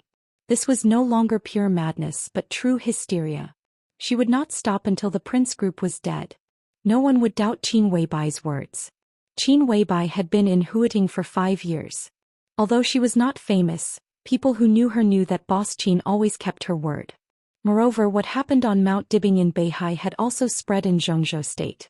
The master of Samsara Palace dared to fight with Sword Emperor Wang Tianzong of Zhongzhou state with serious injuries for her sister. She regarded the Wang family of Beihai and the Southeast group as nothing. Why didn't she dare to go to war with the Prince group? Samsara's industry in Zhongzhou state was extremely limited. When it was lost, the master of Samsara Palace with the murderous weapon Blue Sky Underworld would directly enter Zhongzhou state with the 12 supermasters and fight with the Prince group to death. At that time the whole Zhongzhou state would face a shocking change. And in such a grudge, not to mention what the Wang family of Beihai would do, even their closest ally Kunlun City might not do its best to help them. From the perspective of the whole Zhongzhou state, if the Prince group suffered heavy losses, the current ruling group, the academics, would also be to blame. Are you threatening me? Zhong Yongming became furious after his face changed dramatically. He looked at Qin Weibai and asked in a cold tone. Qin Weibai ignored him and spoke again. Her cold and pleasant voice echoed in the ward, but it was like a curse of death and doomsday. Zhong Yongming looked hesitant. If what Qin Weibai said was true, once the Samsara Palace fought with the Prince group to death, he might become a sinner of Zhongzhou state, not to mention anything else. A superpower that could have maintained a good cooperative relationship with Zhongzhou state became enemies because of his son. Even a director giant could not afford such a consequence, not to mention that he was a member of the decision-making committee. If things really got out of hand, no matter what happened to Samsara and Zhongzhou state in the future, he would have to bear the consequences. It would be a light punishment to be dismissed on the spot. 3. Qin Weibai strode forward. Her high-heeled shoes tapped on the floor of the ward firmly and crisply. Gu Changjiang, the director of the Huading Special Operations Bureau, who was completely confused by Qin Weibai's fierce reaction, finally reacted. He stepped to Zhong Yongming and said in a cold tone, "Boss Qin, you want to betray?" Smack. Qin Weibai slapped Gu Changjiang directly in the face and said coldly, "Get out." The whole ward was quiet in an instant. Everyone had the same feeling. Qin Weibai, the spokesperson of the Samsara Palace, was completely crazy. Qin Weibai. Gu Changjiang covered his face. His face was unprecedentedly gloomy and ferocious, full of killing intent. Qin Weibai didn't even look at him. She took out her mobile phone and began to make a call without any hesitation. Zhong Yongming stared at Qin Weibai's fingers and his expression changed. In any case, he could be regarded as the leader of Zhongzhou state. How could he apologize to Li Tianlan because of a threat when his son was disabled? He couldn't do this even if he died. Samsara had just destroyed Night Spirit. At this time, the master of Samsara Palace had a murderous weapon in hand, and the 12 supermasters were all loyal and strong. Now Samsara was indeed trying to win them over before finding out their details. But no matter how hard they tried, as a member of the decision-making committee, he would not apologize to the lover of a spokesperson of Samsara Palace when he was in the right. This was about the dignity of the entire Zhongzhou state. Even if it was a war. Zhong Yongming took a step back, pulled Li Tianlan up and said in a deep voice, "Enough." Dongqing Wudi took a step forward in time and said, "Boss Qin, forget it. Everyone is here to solve the problem today. No one wants to make things worse, right? How about we each take a step back?" Li Tianlan didn't say anything. He just came to Qin Weibai, reached out to take the mobile phone in her hand, touched her hair and shook his head slightly. Qin Weibai, who had been arrogant, suddenly calmed down. She just looked at Zhong Yongming coldly and said nothing. Obviously, she was waiting for Zhong Yongming's statement. In this situation, even Dongqing Wudi was a little jealous. Li Tianlan had obviously become Qin Weibai's reverse scale. If he touched it, she would be furious. Such a peerless beauty protected him at all costs. How could this boy deserve it? How could he deserve it? Comrade Yongming, Tianlan has expressed his apology. How about we each take a step back and let bygones be bygones? Dongqing Wudi glanced at Zhong Yongming and said calmly. Although Qin Weibai's rage made everyone a little embarrassed, the following negotiation was much easier. "I won't make trouble for him within 2 years. Zhong Yongming's tone was cold. In 2 years, the dust of the midterm election would settle. The rising Samsara Palace would presumably merge into the Dark World again and be constrained by the superpowers. He would be one step closer then. And most importantly, even if Li Tianlan had grown in 2 years, he wouldn't be too terrible. At that time, he would deal with Li Tianlan as a giant of the decision-making committee. Who could protect him? 2 years. Dongqing Wudi thought for a while, looked at Zhong Yongming and said seriously, "Really?" Zhong Yongming nodded with no expression on his face. He knew very well that it was difficult to go back on what he had promised in front of Dongqing Wudi and Zhuang Huayang. Within 2 years, even if he did something, he would never let anyone find out the evidence. In that case, Comrade Yongming, take good care of the patient. Goodbye. Dongqing Wudi nodded and shook hands with Zhong Yongming to say goodbye. Go? Where can you go? This woman slapped me. Are you just going to let it go? A cold and gloomy voice rang out, sounding somewhat deranged. Everyone in the ward frowned at the same time. What do you want? Dongqing Wudi glanced at Gu Changjiang and raised his eyebrows slightly. He was the marshal of Zhongzhou state and a member of the decision-making committee. In terms of rank, only Zhong Yongming could be on an equal footing with him in the whole ward. Gu Changjiang was just a lieutenant general. Even if he was a lieutenant general who enjoyed the treatment of a governor, Dongqing Wudi did not take him seriously. What do I want? Gu Changjiang sneered, his eyes ferocious. Marshal Dongqing, I'm the director of Huading's Special Operations Bureau of Zhongzhou State. Here I represent the face of Huading's Special Warfare System. He patted his face and said in a colder tone, and now my face has been slapped by a foreign force. Marshal, as the commander of the Border Praetorian Corps of Zhongzhou State, you ask me what I want. What's your position? Dongqing Wudi frowned and said indifferently, Boss Qin is a friend of Zhongzhou State. Friend? Gu Changjiang straightened up and sneered. I don't think so. When I go back, I'll write a report and submit it to Kunlun City. I think Qin Weibai has a serious tendency to commit treason. I'll question your political position and the political position of the Sky Academy to Kunlun City. Why does Kunlun City like to label others as treason? Li Tianlong suddenly asked in a serious and calm tone. Gu Changjiang was slightly stunned, but he did not think much about it. He just said coldly, "What? You want to speak for people who have a tendency to commit treason? Are you qualified? Or do you also want to commit treason?" Li Tianlong narrowed his eyes and said calmly, "You don't seem to be qualified to pronounce us guilty of treason, do you?" "Qualified?" Gu Changjiang's smile was cold. "In Huading, if I say you commit treason, you are a traitor. I know you, a genius with wind and thunder veins in this year's Sky Academy. From the standpoint of a senior, I advise you to correct your position. You'd better stay away from the woman around you. In the dark world, no one dares to fight against Zhongzhou State, let alone threaten Zhongzhou State. So what if the master of Samsara Palace is strong? Is she stronger than Li Kuangtu, the traitor 20 years ago? When Li Kuangtu attempted to defect to Annan State, wasn't he killed at the border? If the master of Samsara Palace dares to come to Zhongzhou State, she will end up the same. Li Kuangtu. This name had shrouded the high-level political life of Zhongzhou State like a dark cloud for many years.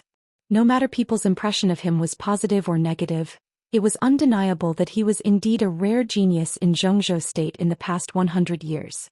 He practiced the peak chapters of the map of God of War and entered the Invincible Realm at the age of 35. When he just entered the Invincible Realm, he ranked among the top 5 on the Divine list. He defeated Xue Qingming, a veteran expert of the Invincible Realm in Jade Pool, with 3 moves. Gu Xingyun, who entered the Invincible Realm at the same time, could not hold on for more than 3 minutes. He had a sword discussion with Lu Xingwuji, the master of Sword of East Island, and a battle with a giant of the Vatican. All these deeds showed that if Li Kuangtu was still alive, he would be a peerless expert who was most likely to compete with Wang Tianzong for the first place on the Divine list. Similarly, this was also the strongest traitor that Zhongzhou State had killed in decades. He had been dead for many years, but his martial arts still existed in the dark world. In the past 2 decades, few people could surpass him. The Samsara Palace was indeed in the limelight now. Even the high-level officials of Zhongzhou State had to show a certain degree of goodwill to maintain their relationship with the Samsara Palace. But showing goodwill did not mean fear. Qin Weibai did not know when to stop. Once the master of Samsara Palace insisted on going her own way, would the whole Zhongzhou State be afraid of a superpower in the dark world? It was a joke. Once Qin Weibai's attitude was spread today, presumably many high-level officials of Zhongzhou State would slightly change their views on the Samsara Palace. At the very least, some powerful figures would knock Qin Weibai down while showing goodwill. Gu Changjiang's eyes flickered. Although Zhongzhou State was now trying to win over the Samsara Palace, Kunlun City quite disliked this organization that was getting closer to Zhongzhou State. In recent years, the Academy and the Samsara Palace had more and more cooperation, while Kunlun City and the Prince Group had a tendency to drift apart. Under such circumstances, the cooperation between the Academy and the Samsara Palace would only harm the interests and actual power of Kunlun City more and more. If possible, it would be better to destroy the Samsara Palace when it just became powerful. Gu Changjiang's mind was full of cruel calculations, but he did not notice that as he spoke, Li Tianlong's eyes had suddenly narrowed.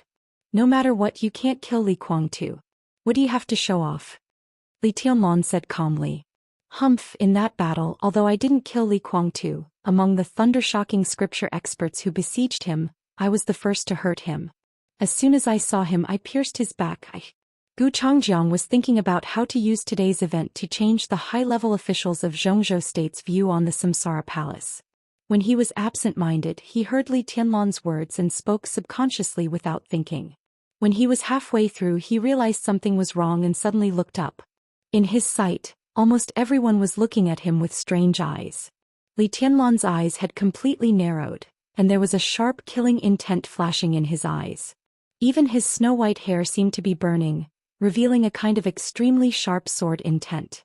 Gu Changjiang was shocked, but he calmed down instantly and felt a burst of chagrin. For the first time in decades, he was slapped in the face. The strong humiliation almost made him completely lose his mind. When he recalled what he had just said, he wanted to slap himself to death. There were some things that even if he wanted to do he should never say it. And how could he talk about Li Guangtu, the taboo figure, when he was so excited? What was wrong with him? He was impetuous. He was impetuous. Li Tianlan's voice continued to ring in his ears. Among the people who besieged Li Guangtu, you were the first to hurt him? His voice was strange and seemed to be trembling, and there was a kind of almost uncontrollable killing intent. Traitors deserve to die. Gu Changjiang took a deep breath, forced himself to calm down and said indifferently.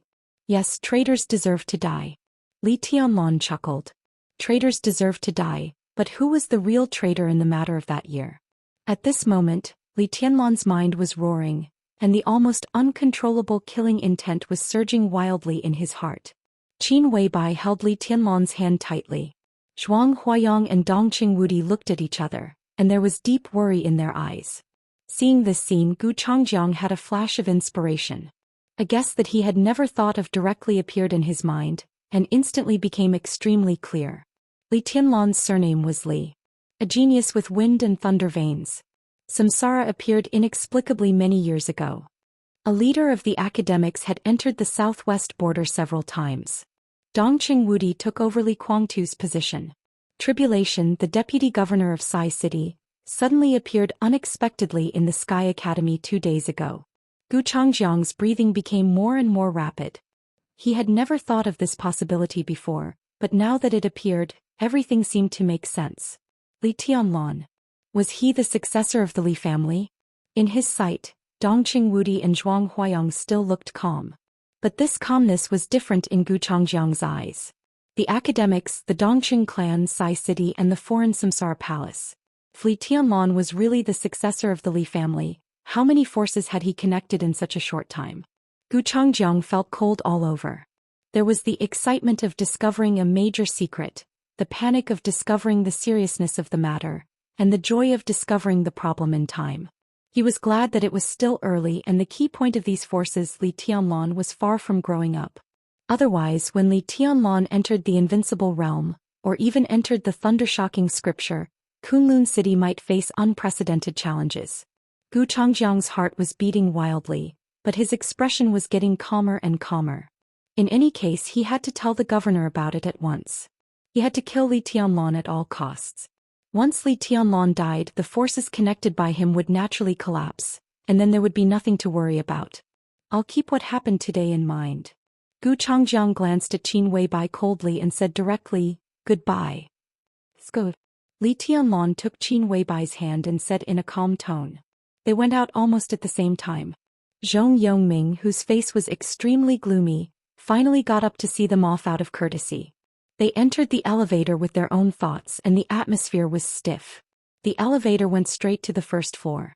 Li Tianlan walked out of the elevator and suddenly said, I need to go to the bathroom. Gu Changjiang took a deep look at him. He wanted to test something, but he was afraid of being suspected, so he simply turned around and left the hospital in a hurry. The more he thought about it, the more he felt that Li Tianlan might be the successor of the Li family. As long as he had this guess, the following investigation would not be very difficult. It didn't matter whether he tested or not. He walked out of the hospital and got into his Mercedes-Benz.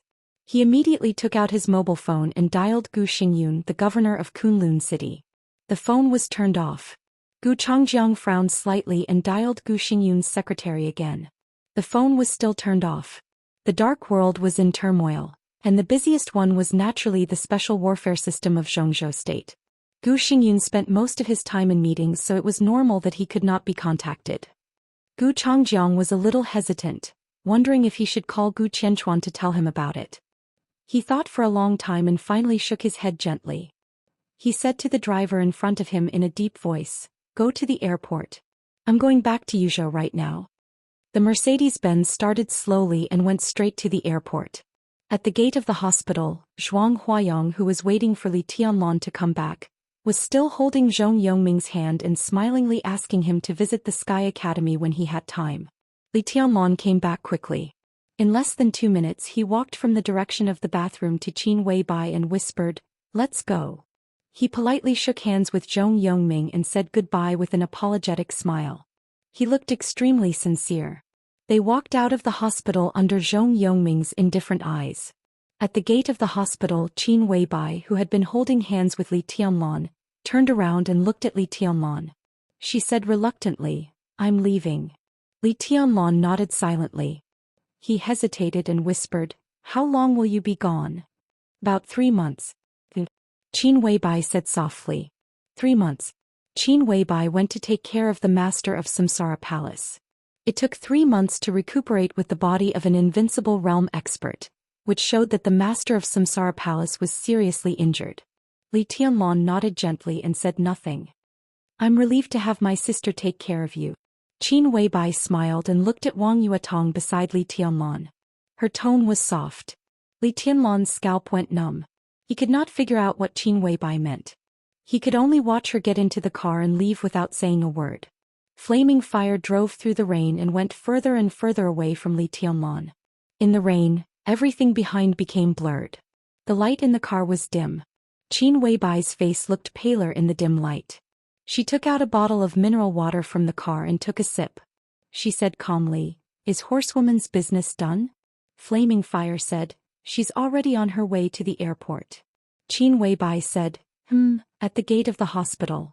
Watching Qin Weibai's car leave, Zhuang Huayang finally said with a smile, "You two little guys, will you go back to the Sky Academy with me now?" He pointed to Wang Yuetong and said meaningfully, "These 200 credits are yours now." Li Tianlan was silent for a moment and suddenly said, "Headmaster Marshal, who can lend me a car?" After Qin Weibai left, there were 2 cars left. Dongqing Wudi's black Land Rover and Zhuang Huayang's black Mercedes-Benz were both parked here. Dongqing Wudi was stunned. He subconsciously threw the car key in his hand to Li Tianlan and asked in confusion, "What else do you want?" "I suddenly remembered that I haven't taken something. I'll go get it." Li Tianlan smiled and handed the key to Wang Yuetong. "Let's go now. We'll go back to the Sky Academy after we get it." Wang Yuetong obediently said, "Oh," and walked to the Land Rover, purely like a well-behaved little wife. Li Tianlan nodded to Dongqing Wudi and Zhuang Huayang, then turned and walked to the Land Rover. The Land Rover slowly started, pierced the rain and gradually went away. "This guy is really worrisome." Zhuang Huayang watched the Land Rover go farther and farther. He hesitated and said, "Follow him. Don't let him make any more trouble." In the passenger seat of the Land Rover, Li Tianlan's white hair was like fire, and he was as quiet as a mountain. "Senior brother, where are we going? What are we going to take?" Wang Yuetong asked subconsciously as she drove the Land Rover, which was a little cumbersome. "We still need a head. Let's go get it now," Li Tianlan said calmly. He took out his mobile phone and dialed the number of Lu Shiyuan, the head of the Curtain Intelligence Organization. At the same time, in the hospital ward, Zhong Yongming also returned to the ward with his secretary. After everyone left, this top leader of Huating, who had been extremely indifferent throughout, suddenly looked a little tired. The strong Qin Weibai, the calm Dongqing Wudi, the smiling Zhuang Huayang, the quiet and frightening Li Tianlan, even the cold Gu Changjiang's performance today was more confident than his. The situation was complicated. In the relatively transparent circle of politics, Zhong Yongming only felt mentally and physically exhausted. He returned to the ward silently. First, he glanced at the bed that seemed to be lifeless, then sat down on the sofa and lit a cigarette. The bed was quiet. Zhong Yongming, who took a deep drag on the cigarette, suddenly felt that something was wrong and suddenly stood up from the sofa. The bed did not seem to be lifeless. It was really lifeless. Zhong Yongming's heart sank. He quickly walked to the bed and lifted the quilt covering his son. In his sight, a large piece of smoking scarlet blood stained the white sheets, which was indescribably weird and horrible. Zhong Yongming staggered back a step and leaned against the wall. His eyes were ferocious and furious. On the bed, Zhong Xiaofeng was covered with blood and he was already dead. A large amount of blood soaked his hospital gown, the bed sheet, and slowly dripped along the bed to the ground. Drip, drip. Zhong Xiaofeng's eyes were wide open and there seemed to be some fear, anger and unwillingness left in his dim eyes. Fresh blood flowed out of his entire body in an endless stream. Looking at his son's body, Zhong Yongming's lips trembled, but his heart was covered by an absolute chill. He gasped and his eyes were filled with fear. On Zhong Xiaofeng's body, forehead, left and right heart, left and right shoulder, left and right thigh, abdomen, throat, there were a total of 10 stab wounds. Blood was dripping. That was to say, just after he left, someone came back to the ward and stabbed Zhou Xian 10 times in a row. It was a kind of downright cruel and vicious. Zhou Yongming suddenly thought of Li Tianlan, who left the hospital for 2 minutes and said he wanted to go to the bathroom. His eyes narrowed and his fingers holding the cigarette trembled violently. In his decades of life facing his son's body, his first feeling was not anger or hatred but fear. A kind of fear that came from the soul. He didn't know what the 10 stab wounds in front of him meant. He only knew that in front of this bed, or even just a few minutes ago, Li Tianlan knelt here and said sorry 10 times in a row. 10 stab wounds. The wounds were ferocious. The dark red and mournful blood flowed down the bed. Every drop of blood seemed to tell Zhou Yongming that the young man could bear the humiliation he gave him just now. But he could also kill in the place where he couldn't see. He killed decisively. Zhou Yongming slowly sat on the ground against the wall and kept muttering to himself, "This beast, this lunatic. I really don't want to write this kind of chapter in the middle of the night." Although there are 2 chapters a day in Special Warfare, they are basically big chapters. 1 chapter can cover 2 chapters. So, I really tried my best. Dear readers, if you can give me a subscription, just give me a subscription. I don't ask for a tip, just a subscription. A few yuan a month is enough. Chapter 95. Chapter 2. Try to be done before midnight. Coming out of the hospital, the downtown area of Huating was already stormy. The continuous rain for several days seemed to have entered the final outbreak period. The dense raindrops pattered on the car window, and everything in sight became more and more blurred. The wind whistled through the urban area, and the fallen leaves danced in the mournful and moaning wind. Looking at Huating, which was raining all over the city from the window, a particularly cold feeling came over them. The black Land Rover was parked on the side of the road. Li Tianlan sat quietly in the car, watching the wind and rain outside the window in silence. There was a crossroad in front of him and the traffic was moving back and forth. The target vehicle had long since disappeared without a trace. Li Tianlan pulled out a cigarette, lit it and smoked silently, waiting for the information he needed. The Liu family was indeed a good dog. No matter how strong their inner resistance was, at least the Curtin intelligence organization was useful. This intelligence organization had been developing in Huating for decades, and its network had long covered the streets and alleys of Huating. How terrifying was an intelligence organization that had absorbed the financial resources of a wealthy family for decades without expanding outward. It was no exaggeration to say that as long as the Liu family was still in Li Tianlan's hands, at least in Huating, Li Tianlan would not be weaker than anyone in terms of intelligence. So even if the target was lost, Li Tianlan was not worried at all. He just needed to wait for the curtain to lock on again. "Senior brother, you want to kill Gu Changjiang?" Sitting in the driver's seat, Wang Yuetong tilted her head and looked at Li Tianlan. Her tone was complicated. She even felt that Li Tianlan was a bit abnormal. Who is Gu Changjiang? The director of Huating Special Operations Bureau, a lieutenant general of Zhongzhou State who enjoyed the treatment of a governor, could be said to be the representative of the special warfare system in Huating. How could such a person be killed so easily? He deserves to die. Li Tianlan smoked and said softly, "Today is the best chance. If we don't kill him today, we may have to wait for a long time." He hadn't taken the whole Immortal series yet. At this time his realm was still in the subtle state of one thundershocking realm and one chi-controlling realm. Before he recovered his peak strength, this could be said to be his strongest moment. He really didn't want to let go of such a good opportunity. Gu Changjiang deserved to be killed regardless of his identity or standpoint. Li Tianlan also regarded killing Gu Changjiang as the last battle for him to step one foot into the thundershocking realm. After Gu Changjiang's death, it was time for him to go back to the Sky Academy to cultivate himself. Was he the first person to injure my father out of the group of experts that had besieged him? Li Tianlan smiled, but his eyes were cold without any warmth. But, Wang Yuetong opened her mouth wanting to say something but stopped on second thought. After knowing Li Tianlan's identity, she could completely understand Li Tianlan's killing intent. But Gu Changjiang was not an ordinary expert in the ice-condensing realm or the fire-flaming realm, but an expert at the peak of the thundershocking realm. An expert at the peak of the thundershocking realm from Kunlun City was different from other experts at the peak of the thundershocking realm. In the same realm, due to the difference in absolute arts and inheritances, there might even be a huge difference in combat power. Gu Changjiang's aptitude was relatively average. About 5 years ago he broke through the stabilization phase of the thundershocking realm and barely entered the peak phase. Then he was transferred to the Huading Special Operations Bureau as the director. It could be assumed that this was the peak of his life, and the possibility of him going further in martial arts was extremely small. But the key was that he was one of the hardcore confidants of Gu Xingyun, the god of war in Zhongzhou state. He had inherited all his unique arts. The name of Kunlun City had appeared in Zhongzhou state for only 20 years, but the Gu family had been one of the strongest martial arts forces in Zhongzhou state for hundreds of years.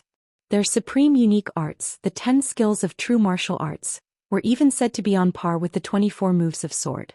Although Gu Changjiang's aptitude was slightly poor, he had inherited all the skills of Kunlun City, so Wang Yuetong was a little worried about Li Tianlan killing him. For a moment she even hesitated whether to drive. Anyway, the idiot beside her couldn't drive. If she left the car he couldn't do anything. It's okay. Li Tianlan looked at Wang Yuetong and said slowly, "I know what to do." The text message prompt sounded on his mobile phone. Li Tianlan glanced down, narrowed his eyes and said, "Go to Lanqiao Airport faster." Wang Yuetong hesitated but still stepped on the accelerator. She drove the Land Rover that she was not used to and went straight to the airport. At the same time, in the Lu family's manor, Lu Xiyuan, whose face was a little pale, silently sent the text message. After a moment of silence he frowned and said, "He wants to kill Gu Changjiang?"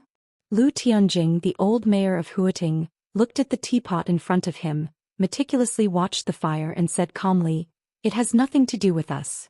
Lu Xian glanced at his uncle with a complicated expression and said nothing. On the night Li Tianlan came to the manor he was seriously injured by Li Tianlan almost as soon as they met. When he woke up from a coma, the Lu family had handed over their biggest secret, the Imperial Jade Seal. Everything had become a foregone conclusion and could not be changed at all. Of course Lu Xian was not reconciled to it. His brother and son were all killed by Li Tianlan, and now he had to be Li Tianlan's dog. Everything in the Lu family had fallen into Li Tianlan's control. In such a terrible situation he was unable to resist, which was what made him most desperate. "We have no choice." Lu Tianjing poured a cup of tea for his nephew with a poker face and said slowly. Lu Xiyuan was silent. He didn't blame his uncle for compromising. In the face of the survival of the whole family, the deep hatred in the past was not worth mentioning. It seemed humiliating and cruel to kneel and surrender to Li Tianlan, but under the circumstances if they didn't kneel they would die. Li Tianlan made it clear that he didn't mind dying with them. Under such an attitude, as long as the whole Lu family didn't want to die, they had no stand to uphold their dignity. This extremely rational approach saved the Lu family, but the point was, "Uncle, what should we do in the future?" Lu Xian finally spoke in a bitter tone. "Let's take it one step at a time." Lu Tianjing sighed deeply and looked a little confused. In the current situation, it was unrealistic to get rid of Li Tianlan's control, unless Lu Xiyuan could enter the invincible realm in one day and suppress everything with absolute strength. By then, even if Li Tianlan exposed the Imperial Jade Seal, the Lu family would have the confidence to deal with it. This was the only way, but it was also the most impossible way at present.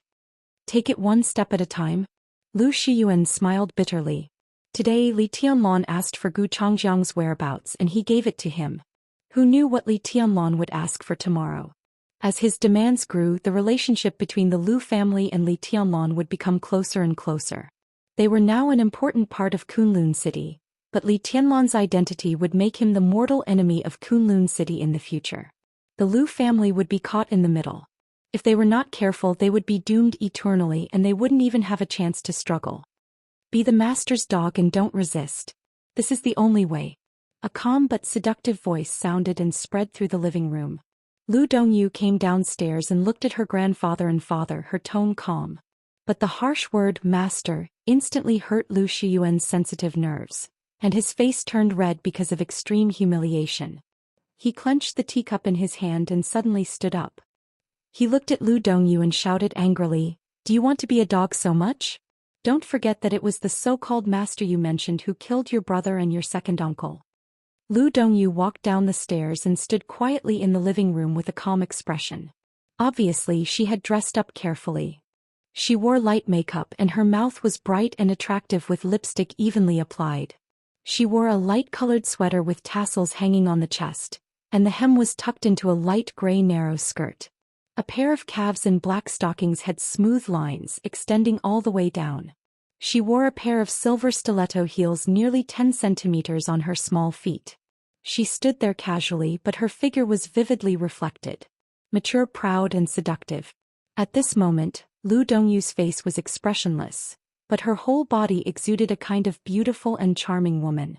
She glanced at her father and said calmly, "I haven't forgotten, but does it make sense to say this now?" Lu Xian looked at his seductively dressed daughter, and he was so angry that he blacked out and couldn't speak for a while. On the night Li Tianlan came, his baby daughter was the first to surrender to Li Tianlan. Everyone in the Lu family knew this. Although they all knelt in front of Li Tianlan in the end, there was still a gap between them and Lu Dongyu afterward. That feeling was like one was forced and the other was willing. Although the result was the same, the psychological feeling was completely different. Therefore, after Li Tianlan left, the relationship between Lu Dongyu and all the Lu family became subtle, and the father-daughter relationship with Lu Xian even fell to the freezing point. "Don't you hate him?" Lu Xian resisted the desire to slap his daughter in the face and said in a cold tone. "Hate." Lu Dongyu was stunned for a moment before she calmly spoke. As she spoke, a strange flush suddenly appeared on her face, and the black stockings wrapped around her narrow skirt slightly tightened her beautiful legs. She took a deep breath to ease the strange emotions in her body, but her voice still inevitably trembled a little, with a kind of undetectable charm. "But I know my identity and I can see the current situation clearly. You obviously have no capital to resist, but you still remember the past hatred and want to fight back and retaliate. Don't you think it's ridiculous?" Lu Xian couldn't bear it anymore and directly raised his palm. At the same time, Lu Dongyu raised her mobile phone and screamed, "If you dare to hit me, I'll call the master right away." Lu Xian gritted his teeth and breathed rapidly, but his hand in the air seemed to be frozen and couldn't fall at all. "Enough." Lu Tianjing flew into a rage. He slammed the teapot in his hand on the tea table and roared, "Look at you now. Are you still father and daughter? Bastard. Sit down." Lu Dongyu sat on the sofa without saying a word. Her enchanting and charming face was tightly taut, and her expression was cold. Smelling the fragrance of his granddaughter's deliberately sprayed perfume, Lu Tianjing became more and more agitated. He suppressed his temper, looked at Lu Dongyu and said calmly, "Tell me what you think. Be a good dog. Only when the master grows up completely can we survive." The corner of Lu Tianjing's mouth moved, but he couldn't say anything for a while.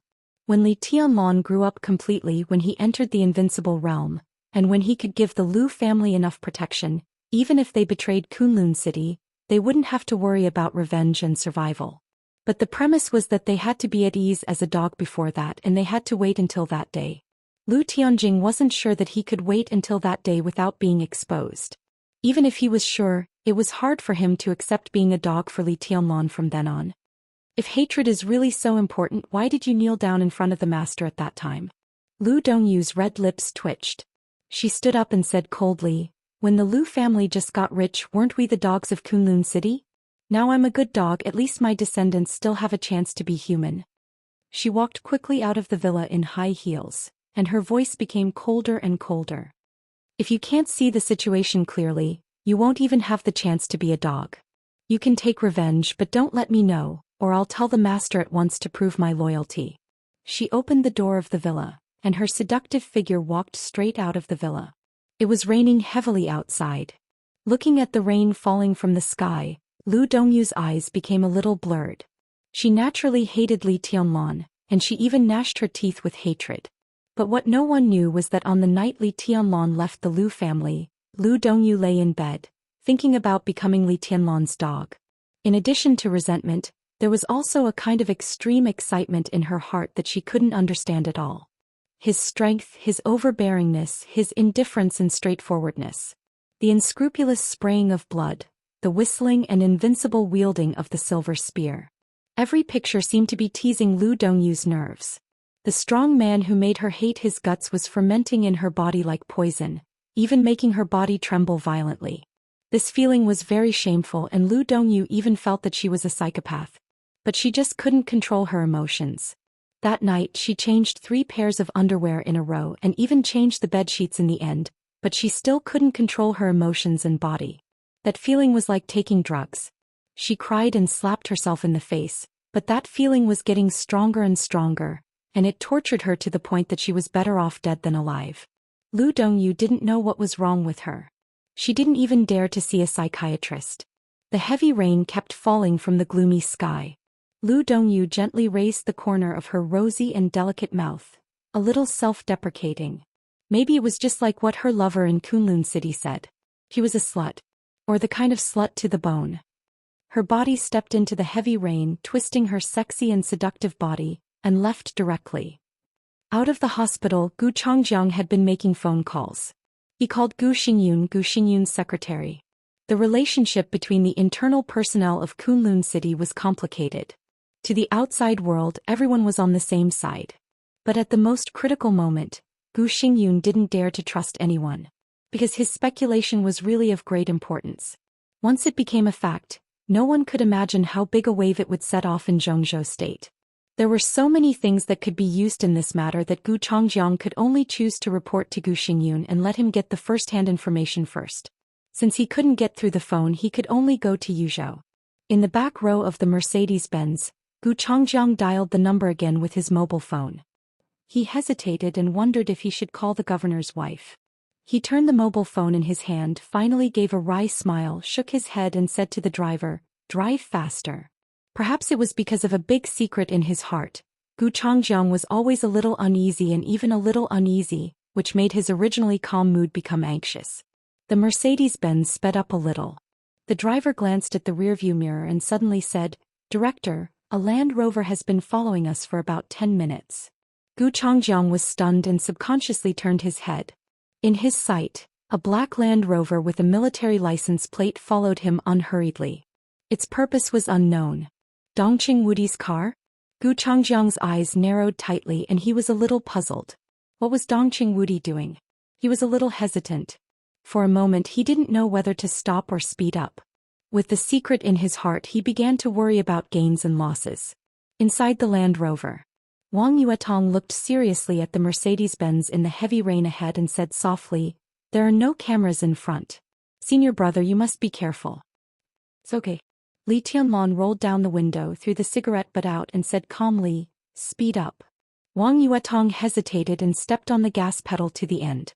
The black Land Rover engine roared and the speed suddenly began to soar to the limit. In the back row of the Mercedes-Benz, Gu Changjiang's pupils shrank slightly. Feeling the fierce momentum of the black Land Rover, he said without hesitation, "Speed up and get rid of them." The distance between the two cars suddenly narrowed a little because of the acceleration of the front and the back. Li Tianlong's eyes were calm and demonic, and his white hair moved without wind. A large amount of sword energy spread in the car and it was extremely condensed. 20 meters. Endless sword light flashed in Li Tianlong's eyes. In the high-speed Land Rover, his body suddenly moved and his whole body directly broke the front windshield. The silver light flashed in the heavy rain. It broke the raindrops and tore the air. The human emperor became a sword and the sword intent was like a rainbow. Li Tianlong held the sword with both hands, and his whole body seemed to turn into a sword light, rushing straight to the Mercedes-Benz 20 meters away. The 12th blade. Glamorous. The fastest sword move in the 24 moves of sword. He was fast and the sword was fast. He and the sword became one. In the heavy rain, everything retreated and only a sword light flew sharply with the spirit of a rainbow. The crazy raindrops slanted with the sword. The rain did not fall but rushed to the Mercedes-Benz ahead. Gu Changjiang subconsciously narrowed his eyes. In the heavy rain there was no man or sword.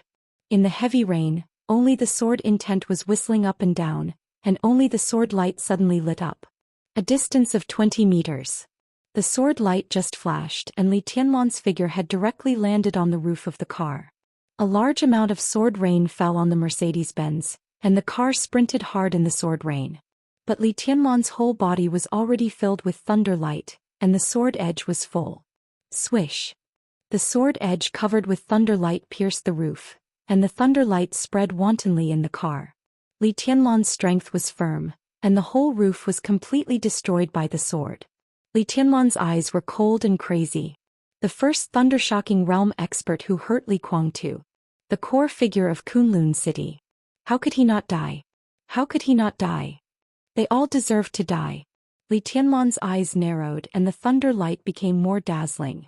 He held the sword and stabbed it down again. Boom. There was a sudden roar on the highway. Gu Changjiang's car exploded in an instant. Fire, thunder, heavy rain, black smoke and wreckage rolled in all directions in the airwaves. In the center of the explosion, Li Tianlan did not step back and raised his sword again. Ruthless, crazy, indomitable and indomitable. The sword light had disappeared. Li Tianlan had disappeared. Under the curtain of rain, there was only a sharp light that was enough to tear the world. It tore the sky and the curtain of rain, ignoring everything and fearing nothing. That was the ultimate attack. No one and nothing could make this sharp light retreat half a step. Gu Changjiang was covered with sword light. His body retreated at an unprecedented speed, but the sword intent around him was getting stronger and stronger. This was the supreme unique skill of Kunlun City. The 7th style of 10 skills of true martial arts.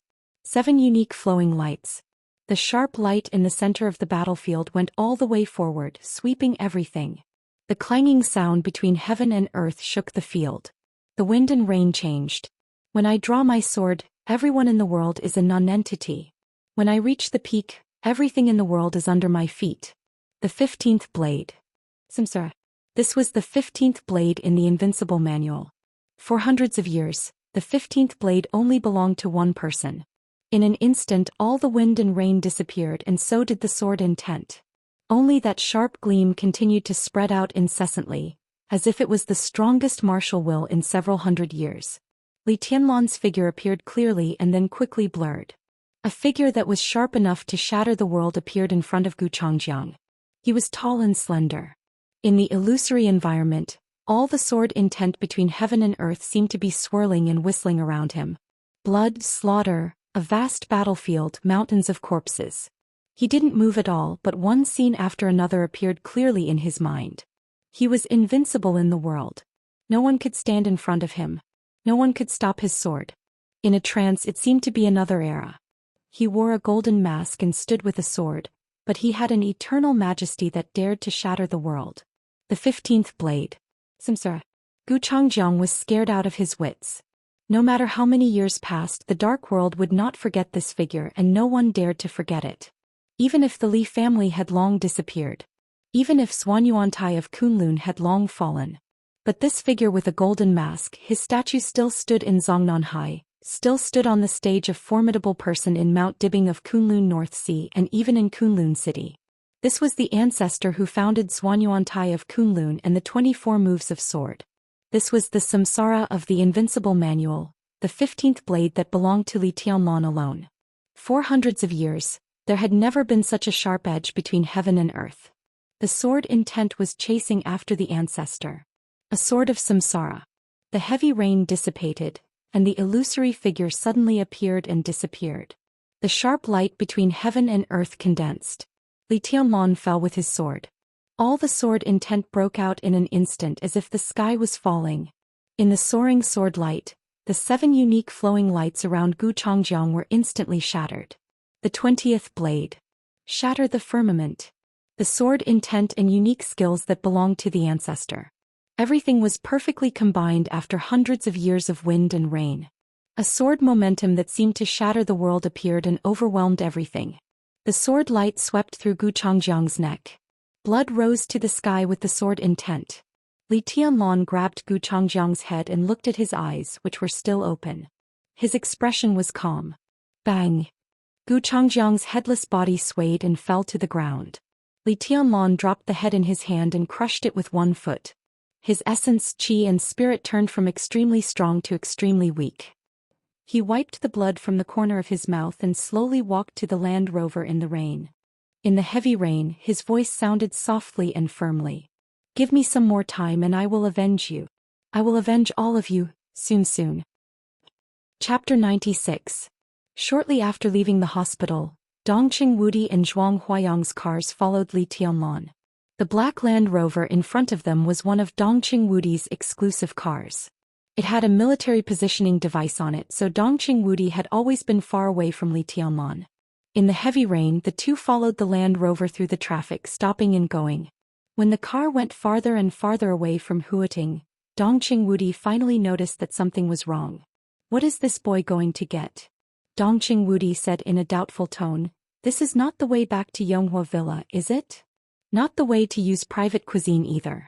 Zhuang Huayang shook his head and frowned slightly. Li Tianlan's social connections in Huating were extremely simple. Apart from Qin Weibai and Yu Donglai, he didn't know anyone else. Where could he go now? The distance between the two cars, one in front and the other in back, was about 800 meters. Dongqing Wudi followed them silently according to the location information. In the heavy rain, the Land Rover in front of him had already disappeared from his sight. Only the red dot on Dongqing Wudi's mobile phone screen was still flashing forward. "It looks like they are going to the airport to see Boss Qin off." Dongqing Wudi and Zhuang Huayang looked at each other and said softly. They couldn't blame these two big shots in Zhengzhou state for gossiping too much. They were really worried about Li Tianlan now. His potential was enough to satisfy and even surprise the Dongqing clan and the academics, but his ability to cause trouble was also a headache. If it weren't for the turmoil in the dark world this time, Zhong Yongming's revenge in private would be a headache even if he didn't do anything on the surface. Now that things had come to an end, Zhuang Huayang just wanted to bring Li Tianlan back to the Sky Academy. It seemed that it would be better to let him come out after graduation. Boss Qin will take off from Wudong International, right? There are few Blue Bridge International flights and most of them are domestic. Zhuang Huayang shook his head and didn't quite understand. "In a word, this boy has troubled you in the past few years.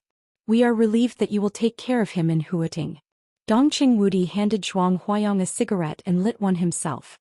He took a deep breath and said, "I'll try my best." Zhuang Huayang smiled and narrowed his old eyes. "The academy will support him." Dongqing Wudi nodded slightly and was about to say something when he suddenly said, "Why did it stop? Let's go and take a look." Zhuang Huayang's heart tightened as he said in a deep voice. The car instantly sped up and approached the Land Rover in front. The sound of a long sword clanging suddenly rang out in all directions. Through the heavy rain outside the window through the carriage, it rang clearly in the ears of Dongqing Wudi and Zhuang Huayang. Their expressions changed at the same time. In their line of sight, the air in front of them did not seem to have changed at all. However, in that instant the two of them could clearly sense that the seemingly motionless air seemed to have quietly tightened a little. The rain fell like a waterfall.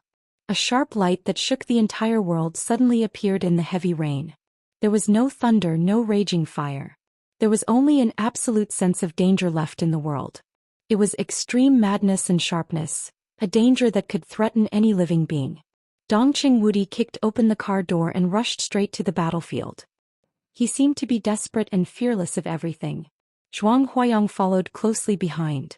That indistinct, clear and mysterious sharpness appeared in an instant and disappeared almost instantly. Everything happened in the blink of an eye. The rain curtain became calm again. Wang Yuetong jumped out of the car almost at the same time and rushed into the rain curtain. She had not entered the fire-flaming realm. The heavy rain falling from the sky instantly soaked her, but she ignored it and rushed to Li Tianlan. Looking at his increasingly pale face, she asked anxiously, "Senior brother, how are you?" "I'm fine." Li Tianlan shook his head. Although he was injured, it did not affect him much. He had never seen the 10 skills of true martial arts of Kunlun City, but Kunlun City could not become the power center of the special warfare system of Zhengzhou State if it only had a conspiracy. So he did not underestimate Gu Changjiang from the beginning and went all out when he attacked. He used the 15th blade to reincarnate the ancestor's sword intent and the 20th blade to kill the enemy. Seemed to be 2 swords, but in fact it was 1 sword. The 12th blade approached Li Tianlan. The 15th blade began to accumulate power. The 20th blade killed the enemy. Everything happened in an instant. This was a real instant kill. All of his essence, qi and spirit were concentrated in this sword, and he vented it out in the most thorough way, leaving no time for Gu Changjiang to react. If Gu Changjiang didn't die, he would temporarily lose his combat capability. At that time he would be at Gu Changjiang's mercy. Li Tianlan coughed softly, and his eyes were like a deep pool without any fluctuation. This was the most determined sword move of his killing intent. It was indomitable. In terms of state of mind, it was even more perfect than when he faced the attack of the black-robed man in the Sky Academy. In a trance, he seemed to have a new understanding of the invincible manual.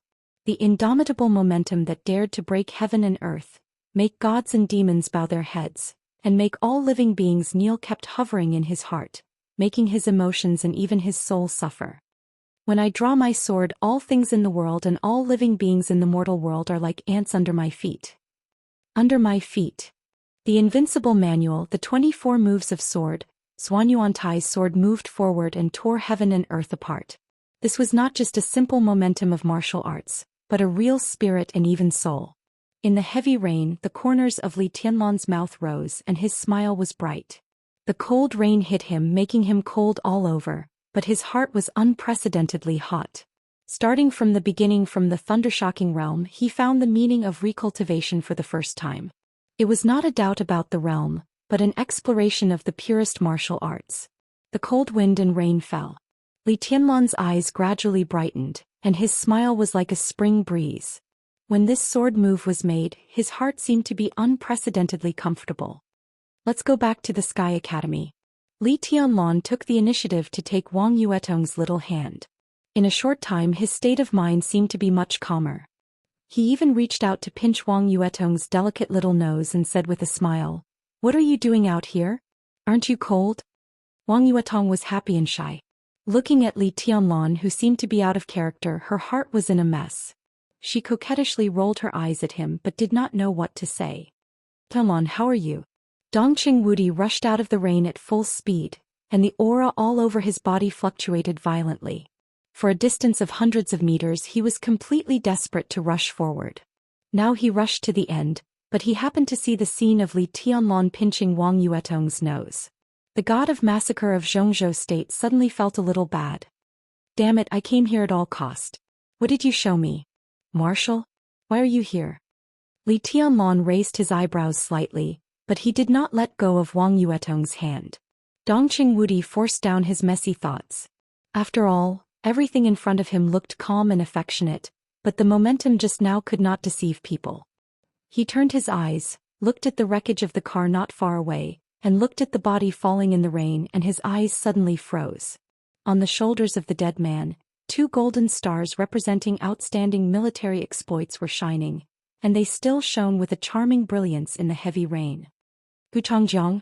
Dongqing Wudi's pupils shrank and he suddenly turned to look at Li Tianlan. "You killed him? He deserved to die," Li Tianlan said blandly. The corner of Dongqing Wudi's mouth twitched. After nearly 10 seconds of silence, he choked out a word from his throat. F***CK. He had just disabled Zhong Xiaofeng and now he killed Gu Changjiang, one of the core figures of Kunlun City. This guy was simply a troublemaker. He turned his head, looked at Zhuang Huayang, who hurried over and pointed to Gu Changjiang's body with a silent face. Zhuang Huayang looked along Dongqing Wudi's finger, and his eyes suddenly narrowed. The atmosphere in the heavy rain suddenly became silent. Gu Changjiang died in Huating. He was one of the confidants of Gu Xingyun, the god of war of Zhou State. His death was bound to make Gu Xingyun furious and even investigate to the end. All the experts who appeared in Huating during this time would become the targets of Kunlun City's investigation. If this matter was not handled well, there would be big trouble. If it was found that Li Tianlan killed Gu Changjiang, the consequences would be several times more serious than he disabled Zhong Xiaofeng. Fortunately, this place was relatively remote. During this time, no cars passed by and few people knew Li Tianlan's current state. He should not be the object of suspicion of Kunlun City. This matter seemed to be done quite cleanly. Zhuang Huayang raised his eyebrows and suddenly said, "Have you got it?" "Yes." Li Tianlan nodded calmly. All the wreckage of the nearby cars floated in the heavy rain without warning. The seriously injured and unconscious driver, Gu Changjiang's body, and even the blood on the ground all converged toward the wreckage of the cars. Zhuang Huayang waved his hand violently. In the heavy rain, a fire, almost against the common sense of physics, lit up in the wreckage, burning more and more fiercely. Subtle but bright lightning flashed in the wreckage. In a short while, all the wreckage and corpses had turned into a pile of black ash, which was washed away by the heavy rain and instantly scattered on the road. "Go back to the Sky Academy." Zhuang Huayang, who destroyed the corpses, gritted his teeth, gave Li Tianlan a hard look and turned away. He was so angry that he even forgot to say hello to Dongqing Wudi. "Why don't you hurry over? What are you waiting for?" Dongqing Wudi smiled bitterly and looked at Li Tianlan. The death of Gu Changjiang was bound to make the extremely sensitive situation in Zhongzhou State more sensitive. As one of the members of the decision-making committee of Zhongzhou State and the leader of the giant group, he needed to consider much more than Zhuang Huayang. After returning to the Sky Academy, be more stable. Put aside the things outside. Tianlan, the most important thing is for you to grow up, which is also what many people are looking forward to. Dongqing Wudi took a deep breath, looked at Li Tianlan and said with gentle eyes. Li Tianlan hesitated, nodded and said sincerely, "Thank you, General." Dongqing Wudi waved his hand and turned to look at his beloved car whose windshield had been broken. His eyes became more and more helpless. Li Tianlan was also a little embarrassed, so he took Wang Yuetong's hand and ran away directly. In the rain, Dongqing Wudi and Zhuang Huayang, who had not gone far, rang almost at the same time. Dongqing Wudi picked up the phone and listened. His face changed and he subconsciously looked at Zhuang Huayang. Zhuang Huayang's body seemed to stagger. He turned around and stared at Li Tianlan fiercely. His eyes were full of love and anger. He was really worried about Li Tianlan. Faintly, Zhuang Huayang's angry and aggrieved voice sounded in the wind and rain. "Tell me, what else did you do?" Dongqing Wudi suppressed his laughter and got into the Land Rover. He started the car and left quickly. The rain poured into the passenger seat through the windshield. The god of massacre of Zhongzhou State slapped the steering wheel hard and sang heroically against the wind and rain. Li Tianlan was already standing in front of Zhuang Huayang. In the face of the old headmaster's questioning, he subconsciously hummed and then said, "Oh, I went to the bathroom in the hospital and killed Zhong Xiaofeng.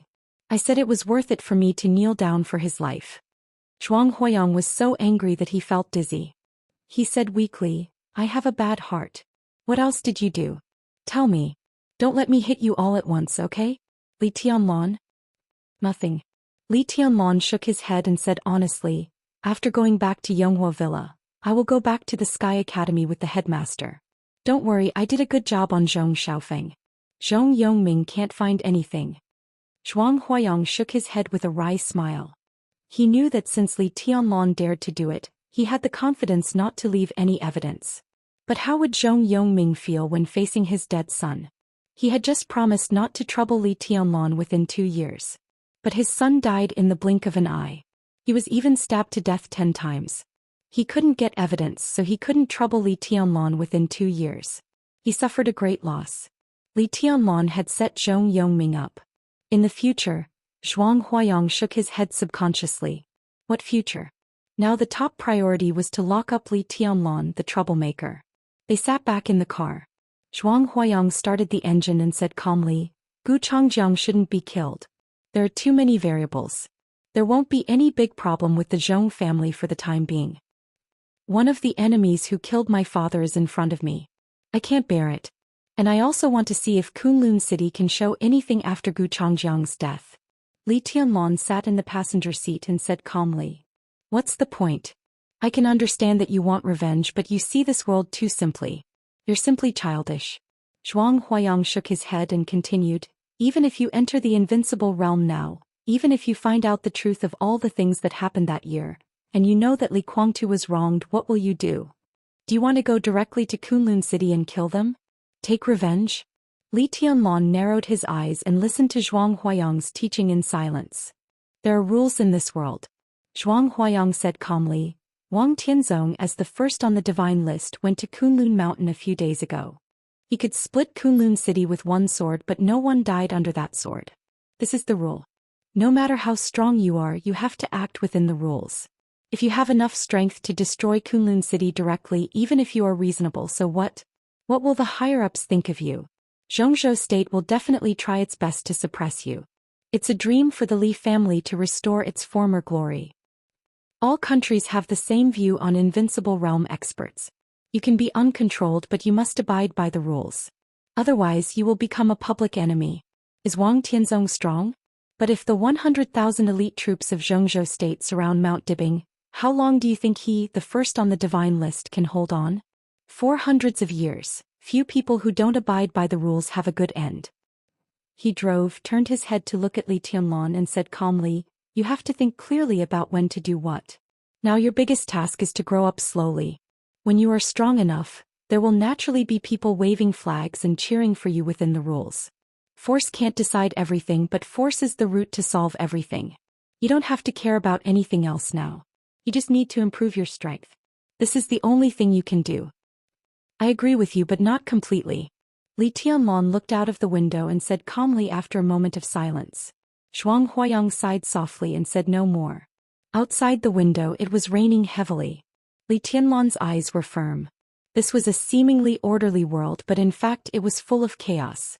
This was a circle full of gratitude and resentment, love and hatred and deception. Force, power and wealth could all find their own positions, and they emitted different lights in this circle, and finally formed a seemingly fragile but extremely stable balance. Some people attacked, some people defended, some people hid demons and monsters, and some people were ambitious and ruthless. The storm rose, the storm fell, and the storm settled. There was a bloody storm and a lonely scene. Ups and downs, and all kinds of people were within the rules. In a sense, what Zhuang Huayang said was very reasonable. But throughout his life. Chapter 97. Yesterday I was still saying in the readers' group chat that I would return to my hometown in advance to wait for news. I reckon it would only be a few days later. In the end, when I said that in the group chat last night, he left. I only came back in the afternoon. My mind is a little messy and it's affecting my train of thought. There are still 2 more chapters today, but it will be later. I'll be busy for another day after the burial tomorrow, so the update will be later, but it won't be less. After tomorrow I'll adjust it and fix a time for the update. At the moment I should be missing a chapter, but I'll make it up in the next few days. I hope everyone can understand. About Chapter 98. In the number 3 VIP room of Lanqiao Airport, the fragrance of tea wafted in the air. Qin Weibai sat quietly on the sofa with a teacup in her hand. Through the window she looked down at the flow of people below the airport without saying a word. The entire VIP room was silent. Inside the crystal teapot, the soft tea leaves swelled and floated upward. The water was gradually boiling. Flaming fire stared at the teapot in front of her intently. There was a hint of serenity in her eyes that she enjoyed very much. Horsewoman stood in a corner of the VIP room that was most suitable for protection and attack. Her tall and plump petite body stood straight, like a statue dedicated to her duty. Time passed slowly. Qin Weibai, who had been drinking tea in silence, did not change her movements, but the light in her bright eyes gradually became colder and sharper. The VIP lounge also seemed to be filled with a kind of pressure. It was not the sharpness and sword intent of martial arts, but a kind of aura that was emitted from the inside out. It did not make people feel dangerous, but it inexplicably made people feel nervous. Horsewoman moved her body uneasily. She wanted to say something but finally chose to be silent. Among the 12 supermasters of Samsara, Horsewoman ranked 6th, even higher than Flaming Fire. In Samsara Palace she was originally the supermaster who had the closest relationship with Qin Weibai except for Flaming Fire. But now it seemed that she was also the supermaster under the most pressure.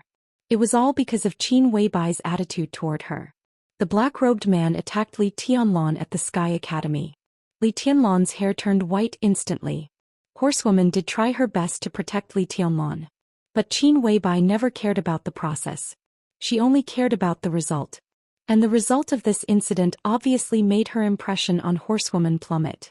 It was also because of this incident that their palace master led the 12 supermasters straight into Mount Dibbing after destroying Night Spirit and took Wang Tianzong's sword. They were seriously injured.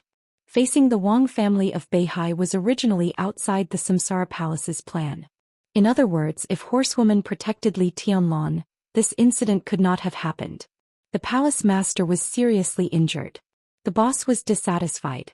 In just a few days Horsewoman's pressure could be imagined. The 12 supermasters of Samsara were not as close as brothers and sisters. They competed with each other. Except for Saint and Military Counselor, the other supermasters had their own thoughts and plans. For example, the contradiction between Duke and Flaming Fire was extremely acute. Before Flaming Fire joined Samsara, she was one of the great swordsmen of a certain Kendo sect in East Island. At the same time she was also a famous Sakura ninja in East Island. At a high-level meeting of Samsara Palace, Duke once openly praised Flaming Fire's buttocks and face, saying that she looked like a popular actress in East Island. If Qin Weibai hadn't been tough enough to stop the tit-for-tat between them, they might have fought on the spot. After the incident this time, he failed to protect young Master Li General, who was ranked third among the 12 heavenly kings, even begged his boss to replace him, saying that he would protect young Master Li's safety. He called him young Master Li without even seeing Li Tianlan's face. His flattery was really shameless. This would undoubtedly put more pressure on Horsewoman. She didn't care where she was, but a super master of samsara who left a bad impression on her boss would certainly not leave a good impression on the palace master. That was the most troublesome thing. Horsewoman breathed softly and sat in the corner in silence. This time she could go back to Zhengzhou State with her boss, but when she came back next time, Horsewoman was not sure whether it would be her or General with the boss. Now she could only perform well and try to regain the boss's trust. How long will it take off? Qin Weibai suddenly asked in a cold tone. Horsewoman looked up at her watch immediately and replied, 2 more hours. Qin Weibai's shining eyes narrowed slightly and she said calmly, 5 more minutes. As soon as she finished speaking, a gentle knock sounded on the door. In the VIP room, Flaming Fire, who seemed to be absent-minded, and Horsewoman, who was indulging in flights of fancy, suddenly focused their attention. Qin Weibai held the cup motionlessly, looking cold and aloof. Her whole person was showing a kind of dreamy pride and amazement. The knock on the door still sounded softly and rhythmically.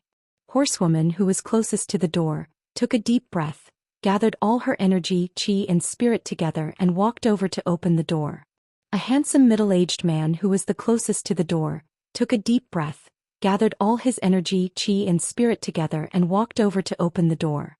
The man was in his early 40s. He was well-dressed and his smile was natural and kind. But Horsewoman suddenly felt the hair all over her body stand on end. The other party's face was undoubtedly extremely handsome, but his handsome appearance did not give people the slightest feeling of comfort, because his gaze was too strange. It was a pair of very bright eyes, but in the twinkling of divine light, people could always read countless conspiracies and darkness from them. Standing in front of him, Horsewoman could not feel any sense of oppression from an invincible realm expert. All she could feel was coldness. In front of him, Horsewoman could only be vigilant and alert. Let him in. Qin Weibai's voice sounded from behind. It was neither fast nor slow, calm and calm. Horsewoman made way with no expression on her face. Watching the man's body walk into the VIP room, she subconsciously got closer to Qin Weibai. For the behind-the-scenes master of Hanyu Palace in Huating, she could never be too vigilant. Although today's meeting was sudden, in a sense it could also be said to be the meeting of the number 2 figures of the 2 superpowers in the dark world. Qin Weibai, the external spokesperson of Samsara Palace. Jiang Qinyan, the number 2 figure of the Jiang family of South America.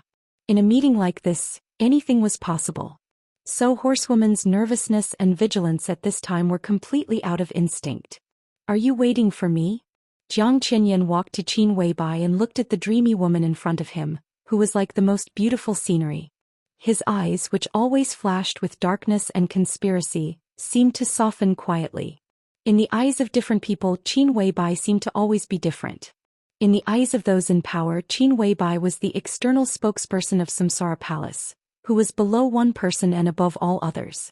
She was cold, strong and domineering. When the mysterious master of Samsara Palace was silent, Qin Weibai was the only will of the entire Samsara Palace. Among the super masters of Samsara Palace, Qin Weibai was a clear and blurry figure. Everyone could see her but no one could get close to her. She was sitting here very close, but the feeling of being far away was unusually clear. In the eyes of the supermasters, Qin Weibai was not unattainable but she was unreachable. She seemed to be unintentionally keeping a distance from everyone. In Li Tianlan's eyes, Qin Weibai was a woman who belonged to him. No matter in bed or out of bed, she was obedient to him, a woman he could desecrate and love at will. Relatively speaking, in the eyes of ordinary people, Qin Weibai was a calamity that could bring disaster to the country and the people. Such a woman was really pleasing to the eye, but she could only be pleasing to the eye and did not dare to have any other intentions. In the eyes of some relatively young big shots who had already stood at the peak, had power, force, wealth and power, Qin Weibai was a a goddess they dreamed of and wanted at all costs. Zhong Yongming's former spokesperson in the Grey Realm, Zhong Yue, was like that. Wang Xiaoyao of the Wang family of Beihai was like that. So was Jiang Qinyan, the second in command of the Jiang family with the code name Black Hand, an invincible realm expert. For them, Qin Weibai, who was cold and dreamy, was simply the most fatal temptation. Her identity, her beauty, her temperament, her power, these were all things that were enough to make their blood boil and their hearts beat faster at the thought of them. She was the most perfect woman, a woman worthy of their pursuit by all means. Jiang Qinyan's first formal meeting with Qin Weibai was in Fog City 2 years ago, and that was the only time they met. The meeting lasted less than 10 minutes, but Jiang Qinyan seemed to be possessed. For 2 years he spent a lot of time collecting all the information about Qin Weibai, her hobbies, her photos, and everything about her. She even proposed marriage to the Samsara Palace in the name of the Jiang family. As long as Qin Weibai could follow him, the Jiang family was willing to pave all the way for the Samsara Palace in South America and even lend the murderous weapon, the Legend of Qin, to the Samsara Palace 3 times. 2 conditions, each of which represented naked sincerity. As long as he could get Qin Weibai, Jiang Qinyan was even willing to pay more. His kindness to the Samsara Palace was quickly responded with a simple word. Get out. This response came from Qin Weibai, and the entire Samsara Palace acquiesced at the same time. Jiang Qinyan didn't mind. Instead, he had a fighting spirit that grew stronger with each setback. No matter what, he had to get this woman, his goddess. Jiang Qinyan couldn't tell whether it was possessiveness or true love. The only thing he could be sure of was that he was willing to marry her and give her everything he had. If he couldn't get her after giving everything, he would completely destroy her. I'm waiting for you to give me an explanation. Qin Weibai sat on the sofa and said flatly. How do you know the black-robed man? Jiang Qinyan looked at Qin Weibai's face seriously and asked seriously. There was a trace of fascination in his cold eyes that he didn't even realize. It was only when they were talking business that he could look at Qin Weibai's face seriously without feeling too much pressure. This woman was like a goddess in his heart. Most of the time he could feel her overwhelming charm even through some photos. Does it matter? Qin Weibai replied without looking up, and her tone grew colder. Of course it matters. Jiang Qinyan looked at Qin Weibai and said softly. The black-robed man was a secret in the Jiang family. Many people knew of his existence, but after what happened that year, few people in the organization knew what the black-robed man looked like. It was incredible that Qin Weibai could recognize him just by looking at the black-robed man's body. Qin Weibai didn't speak. She held the teacup coldly with a kind of pride that kept people 1,000 miles away. Jiang Qinyan took a deep breath and forced himself to calm down. Then he continued to smile and said, Where are you going? At first, I thought you were going to Wudong International Airport to take off. Qin Weibai still said nothing. The location of the headquarters of the Samsara Palace was still a mystery in the dark world. The intelligence organization of Zhongzhou State was pervasive. Even if she wanted to go back to the headquarters, she couldn't go back directly in Zhongzhou State. There were direct flights to East Island from Lanqiao Airport. There, Flaming Fire, who was born in East Island, could make a proper arrangement to get rid of anyone's searching eyes. Now the Samsara Palace was gaining momentum, but the palace master was seriously injured. They had to be more careful. What if I say the black-robed man is not a member of the Jiang family? Seeing that Qin Weibai didn't speak, Jiang Qinyan narrowed his eyes and said with a chuckle, The body you sent over has nothing to do with me. Little Bai, you can't prove it, can you? He didn't like the feeling of being led by the nose, even if this person was the woman he wanted. From the moment the black-robed man's body appeared in Hanyu Palace, he knew that he had to give the Samsara Palace an explanation.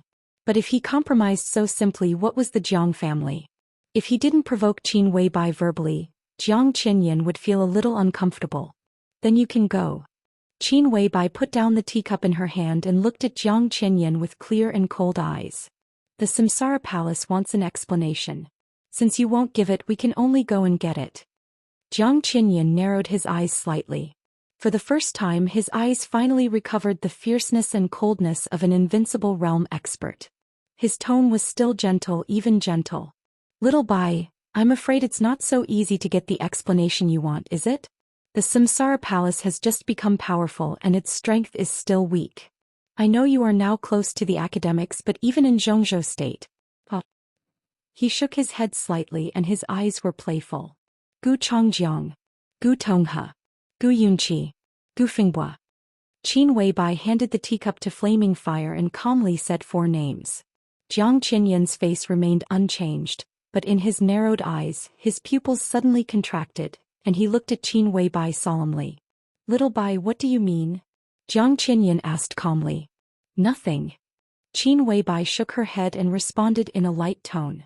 But Jiang Qinyan felt more and more uneasy. The 4 names that Qin Weibai said were famous throughout Zhongzhou state. Gu Chongjiang was the director of the Huading Special Operations Bureau.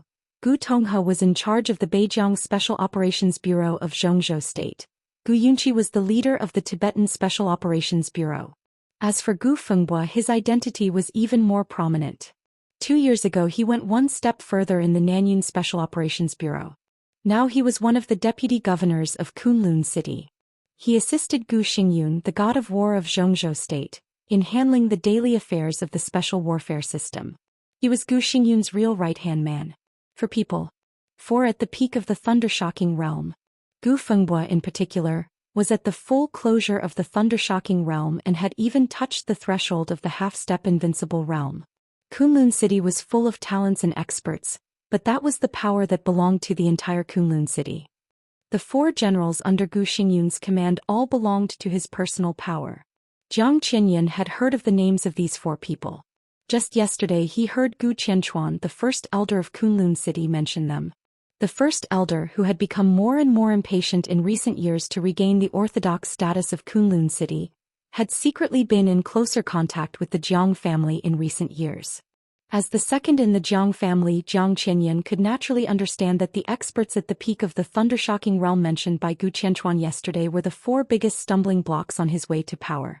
Although he didn't ask for anything explicitly, Jiang Qinyan knew what he was thinking when he said the 4 names. As for what to do, Jiang Qinyan was still hesitating. He didn't expect that Qin Weibai would mention the 4 names before he made up his mind. How did she know? What else do you know? Jiang Qinyan asked in a deep voice. I don't know much, but it's enough to get an explanation. Qin Weibai looked at her watch, and a trace of impatience gradually appeared on her delicate face. Jiang Qinyan's gradually tensed body relaxed again and he chuckled. I don't think it's enough, little Bai. There are some things you don't understand. Even if you really know something, I haven't done it yet. What can you do? What hasn't happened is no threat to me. Qin Weibai lifted the corner of her mouth with a faint smile. I know your Jiang family's wild ambition. You want to fish in troubled waters in Zhongzhou state and even try to restore your former status. You stir up trouble in Huating. Do you know if others are active in other places? For you there is a famous saying in the history of Zhongzhou state. Everyone in Zhongzhou state knows it. I think you know it, don't you?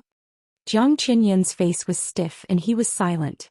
Victory is inseparable from Chuan, and failure is inseparable from Tai.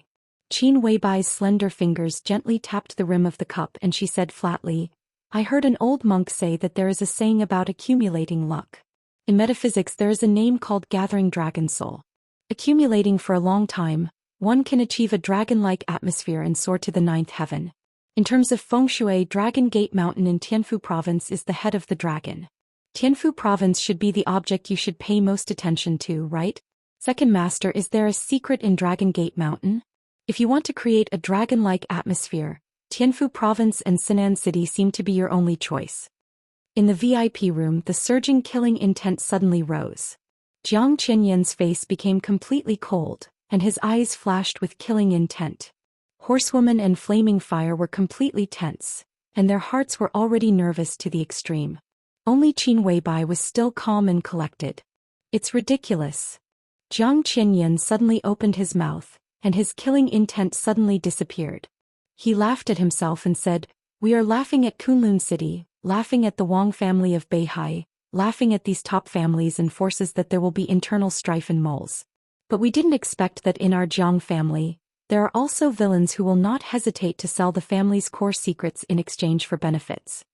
He took a deep look at Qin Weibai and whispered, The intelligence system of samsara is really amazing. I admire it. He paused and asked straightforwardly, Tell me, what does samsara want? I'm flattered. Qin Weibai said calmly, I have two requirements. First, I don't care what you want to do with Tianlan's death. Put it aside first. You must keep his identity a secret. Second, I want 2 places in the Jiang family. Which 2 places? Jiang Qinyan narrowed his eyes. It was easy to keep a secret for Li Tianlan. Now the situation in Zhongzhou state was chaotic, and the hidden dangers inside Kunlun city and the Wang family of Beihai were on the verge of breaking out. If he wanted to fish in troubled waters, he didn't have to use Li Tianlan now. On the contrary, knowing his identity would become a card in his hand. When the right opportunity came out, it might have unexpected effects. It was okay to keep a secret for him for now. The key was the 2 places Samsara wanted. Samsara, which had gotten the murderous weapon, gradually grew stronger. Did they want to take advantage of the situation to enter South America? Just 2 small places. Qin Weibai said slowly, Hanyu Palace in Huating. Mingyue Garden in Lin. My man's birth destiny has some small problems. These 2 places are very important to him.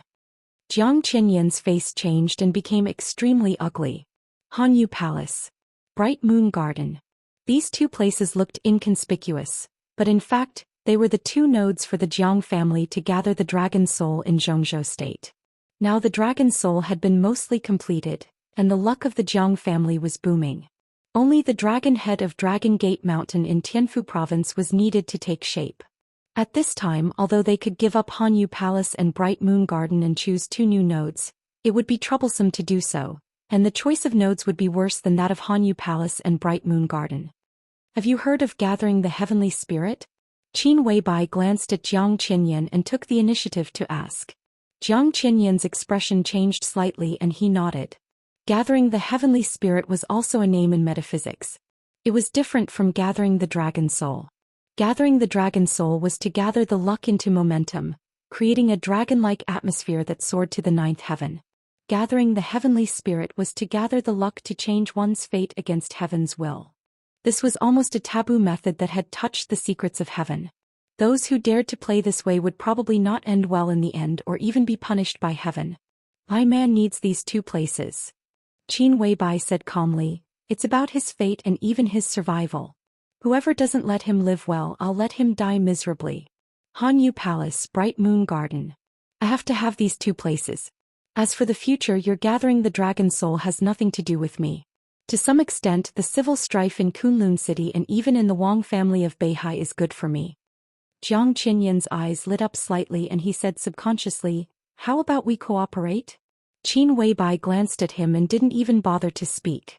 Her refusal was extremely obvious. Well, I can promise you. Jiang Qinyan pondered for a while and said calmly, I will transfer the ownership of Hanyu Palace and Bright Moon Garden immediately. But this is not the Jiang family's compromise with Samsara, but my concession and contribution to my beloved woman. Your beloved woman? Qin Weibai said coldly, the woman you love is sacrificing for the man she loves. Don't pretend to be infatuated here. It doesn't make sense. I won't thank you because I deserve it. I don't need to thank you. Jiang Qinyan chuckled, but his eyes were burning with the color of madness. He stared at Qin Weibai's face. Other men can conquer you and I believe I can too. One day I will get you. If I can't get you, I will destroy you and your man. I mean it. Qin Weibai took a sip of tea gracefully and said in a mocking tone, you can only say that now. There was another sentence that she didn't say and couldn't say. In a few years, what would you, Jiang Qinyan, be? Jiang Qinyan looked at Qin Weibai in silence. His eyes grew crazier and softer. You can go now. Qin Weibai's tone was proud and indifferent. Jiang Qinyan's eyes flickered slightly. For the first time, there was a trace of bitterness and jealousy in them. His figure slowly disappeared in the VIP room. Only his voice still echoed in the VIP room, light and melancholy. Everyone has feelings. It's better not to meet a beautiful woman. Qin Weibai looked at her watch, expressionless. Flaming Fire poured Qin Weibai another cup of tea and continued to be silent. Flaming Fire. Qin Weibai picked up the teacup and suddenly spoke. Boss. Flaming Fire's meticulous voice sounded calm and respectful. It's really boring to be the palace master's sister, isn't it? Qin Weibai whispered. Flaming Fire's face changed and she was silent for a moment. Chapter 99. This was yesterday's second update. Back to the Sky Academy, Li Tianlan, who had been drowsy all the way, finally managed to recover some of his spirit and physical strength. After the sword strike that exhausted his essence, qi, and spirit, Li Tianlan's body was indescribably empty, but also indescribably comfortable, like a person who had not rested for a long time lying comfortably in bed, half asleep and half awake. Outside the window, the heavy rain sprinkled on the roof of the car, with a delicate and manic rhythm.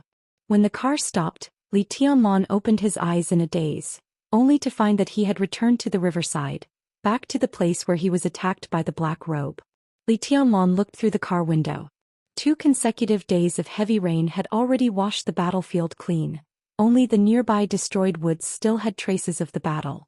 He shook his head subconsciously, grasped the whole set of immortality potion in his hand, and felt a little emotional.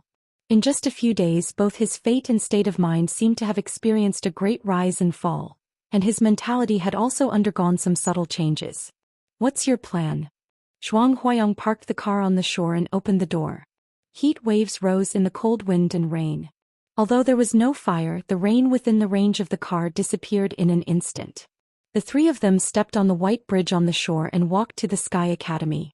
Zhuang Huayang asked casually, "Eat this first, I need to meditate." Li Tianlan lifted the box in his hand and said.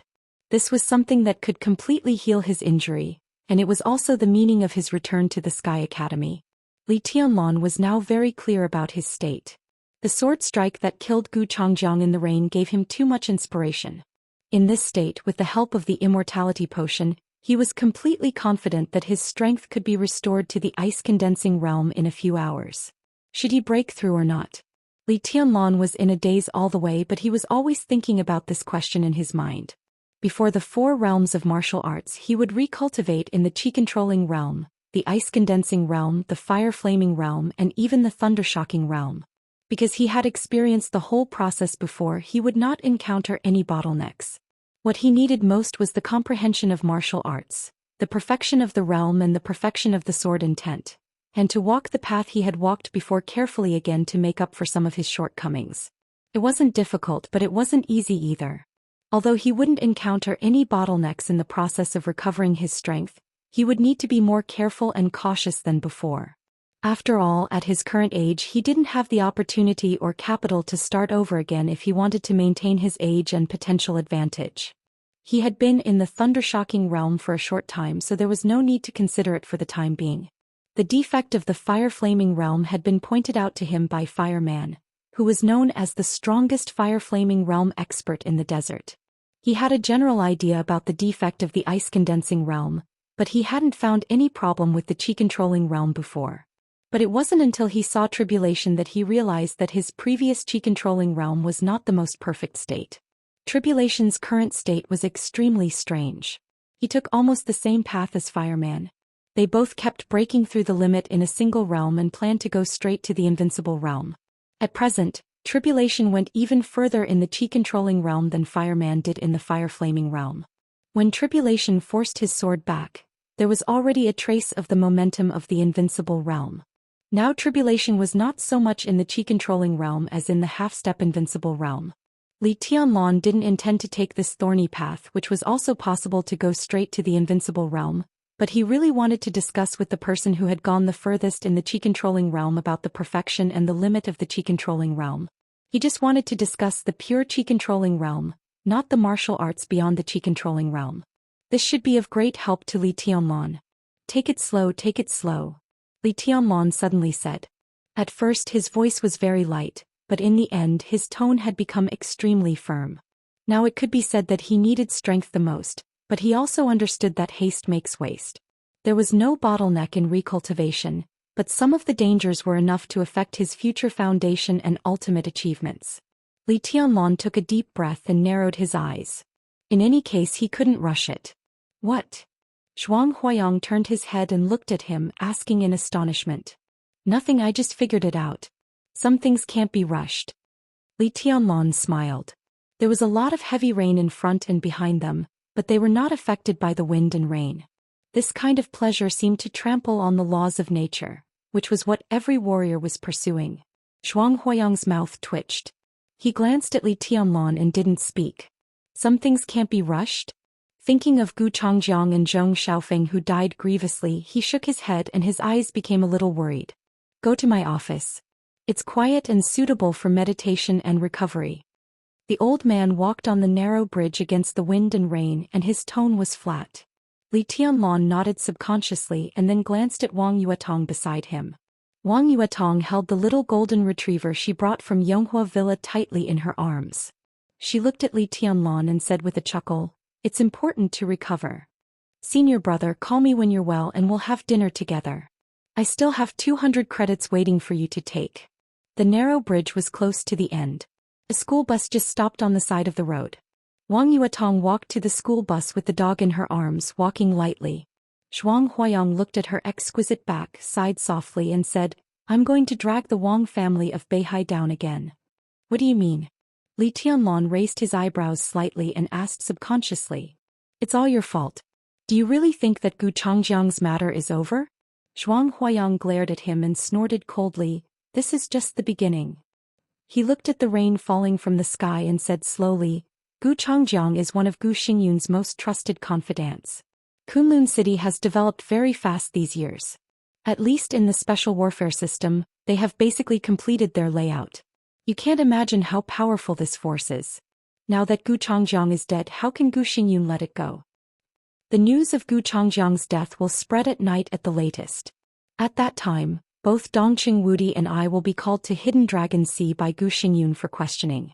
He is the real invincible giant in Zhongzhou State.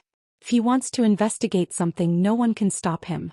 Considering the time of Gu Changjiang's death, Dongqing Wudi and I, who almost appeared on the battlefield at the same time, will even become Gu Xingyun's first suspects. At this time, if the Wang family of Beihai can be involved to share some of the pressure, Marshall and I will be better off." Li Tianlan was silent for a while and then said softly, "He can only be suspicious at most, right?" In the hospital, although they had a conflict with Gu Changjiang in the final analysis, it was just a slap in the face. Besides, Zhuang Huayang and Dongqing Wudi were both lobbyists.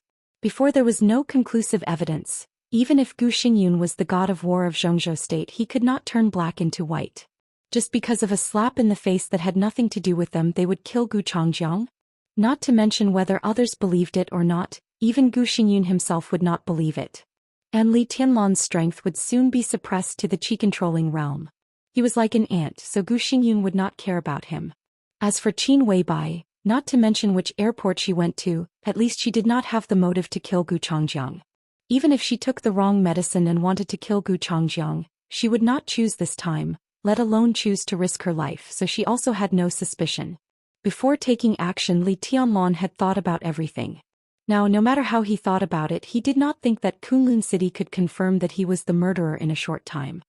Don't underestimate Kunlun City and don't underestimate Gu Xingyun.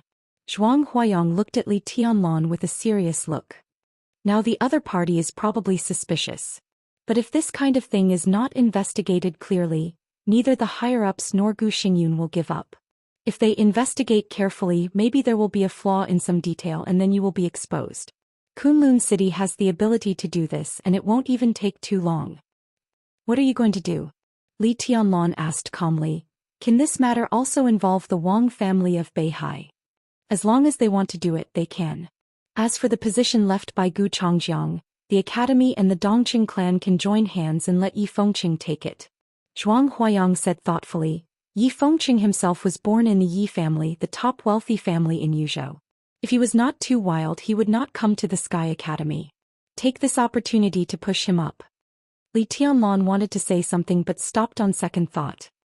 He thought carefully and said slowly, Wang Tianzong is not a fool. As soon as Gu Changjiang had an accident, you and the marshal wanted to push Yi Fengqing. Wouldn't that make Kunlun City more suspicious? Even the Wang family of Beihai will doubt your purpose.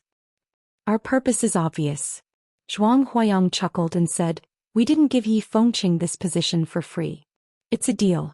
If he replaces Gu Changjiang, the position he left will naturally be left to tribulation. In this way, the academics, the Dongqing clan and Sai City will give people a sense of closer cooperation. Kunlun City has always been vigilant against Sai City. Once Sai City takes action, Gu Xingyun's attention will also be diverted. If Yi Fengqing takes this position, Gu Xingyun's eyes will also fall on him. The matter of Gu Chongjiang will be diluted for the time being. As for the future, let's operate it slowly. He looked at Li Tianlan, who was thoughtful and couldn't help laughing. Not to mention Li Tianlan, sometimes even he himself could not understand the swords and sabers among the high-level officials in the general trend. Undercurrents were surging and the situation was changing. If he carefully guided Kunlun City's attention, Gu Chongjiang's case could not be hidden forever, but at least it could be hidden for a long time. Will the Wang family of Beihai accept the position of the director of Huating's Special Operations Bureau? Li Tianlan said all of a sudden. Anyway, it's a feudal lord who enjoys the treatment of a governor. The Wang family of Beihai doesn't know the inside story. Why not accept it? Moreover, the Yi family put Yi Fengqing in the Sky Academy, and they might have the intention to find a chance to take down Huating's Special Operations Bureau. The Yi family is one of the core components of the Southeast Group. Wang Tianzong still has to take care of the Yi family's face. Yi family. Yi family. Li Tianlan narrowed his eyes and suddenly thought of Yi Dongxing, known as the god of army of Zhongzhou state, the middle-aged man who went to the border in person to take his grandfather back to Yuzhou. He raised his eyebrows slightly and asked directly, Yi Fengqing and Yi Dongxing. Yi Dongxing is the elder brother. They are brothers. Zhuang Huayong said casually. He patted Li Tianlan on the shoulder and said, You don't think too much. Now your main task is to improve your strength. Someone will find a way to cover for you some things outside. Li Tianlan nodded silently. Do you have doubts about the realm now? Especially the qi-controlling realm? I've made an appointment with Tribulation at my house. You can have a good talk with him. Although Sai City hasn't announced it, you are now the young governor of Sai City. Tribulation won't hide anything from you. Zhuang Huayong continued to say with a smile. Li Tianlan was already dumbfounded. Sai City?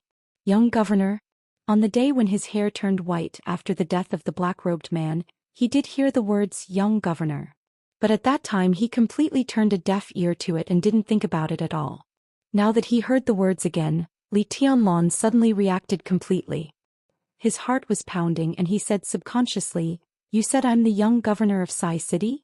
It was not until now that he realized how powerful Tribulation's words were when he said he was one of them. Of course. Zhuang Huayong said with a smile. Situ Songyue was going to announce the news immediately, but now the situation is sensitive. I personally communicated with Her Highness Hidden God to keep the news secret for the time being. It would be better to announce it when the time is right. Why me? Li Tianlan's tone was strange and dry. Sai City, Mount Taibai. He had never even been to that place, but he inexplicably became their young governor. Li Tianlan only felt astonished and absurd in his heart. Tribulation chose you himself. Who else could it be but you? Zhuang Huayong said casually. Isn't Situ Songyue in charge of Sai City? Li Tianlan frowned slightly. A few days ago he was still worried about the position of Sai City and the danger that might be brought to him after the desperate chase was exposed. But now he had become the young governor of Sai City, which was a big change.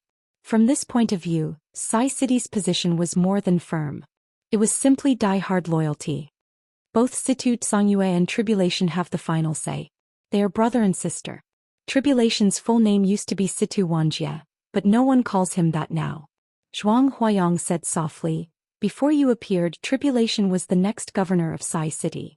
Now he, the next governor, is willing to give up his position voluntarily. What else can others say? But why me? Li Tianlan's mind was in a mess and he smiled bitterly. He felt as if a big pie had fallen from the sky and landed squarely on his head, making him dizzy. Because Tribulation used to have a teacher. Zhuang Huayong said softly and shook his head. Almost everything he has now, including his current path, was given to him by that person. Back then that person almost became his brother-in-law. Who? Li Tianlan's heart trembled slightly. Chapter 100. Zhuang Huayong lost his wife when he was middle-aged. His son was the chief of staff of a main army group in the Northern Theater of Operations with the rank of Major General. His daughter-in-law also worked in the military system as a major in the General Logistics Department. She was out of town all year round.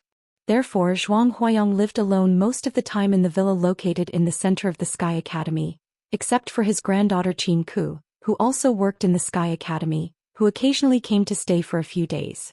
Therefore the old man concentrated his residence and office in the villa, which became the place where several staff members who served Zhuang Huayang worked. There were 2 secretaries, an assistant, a driver, a chef, 2 housekeepers with strict political review, and a gardener. Although there were not many people, at least there was some vitality in the big villa, so that Zhuang Huayang, who was already old, would not be too lonely. It was the first time that Li Tianlan came to Zhuang Huayang's villa. Looking at all the flowers and bamboo forests around the villa that had nothing to do with iron and blood, he couldn't help smiling and whispered, "Headmaster, you are in a good mood. I'm old and don't like fighting and killing. My children are not around. Every day, in addition to dealing with official business, I only have these flowers and fish to accompany me." Zhuang Huayang passed by the pool and pointed to it. Drizzle fell from the sky into the pool, splashing ripples and spreading all over the pool. A large number of fish surged in the wrinkled water, clear and blurry, with an extraordinary artistic conception. Li Tianlan glanced at the fish in the pond with great interest. The fish were brightly colored and swam lightly. Some of the bigger ones were indeed worthy of the 4 words, divine and fat. He touched his chin and said casually, "Headmaster, can this thing be eaten?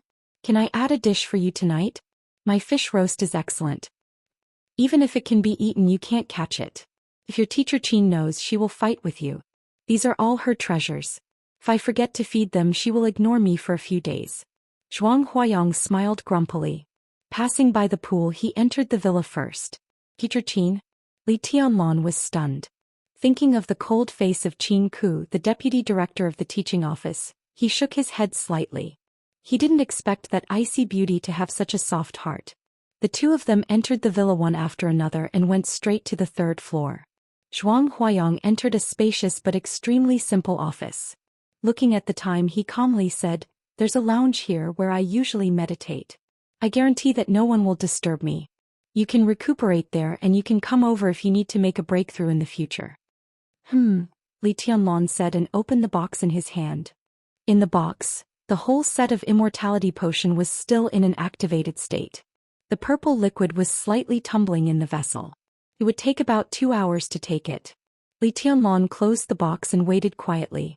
To some extent, his path to the invincible realm was contained in the box in front of him. "Do you want to meditate first to adjust your state?" Zhuang Huayang asked. Li Tianlan shook his head and said no. Then he suddenly asked, "Have you made an appointment with Tribulation?"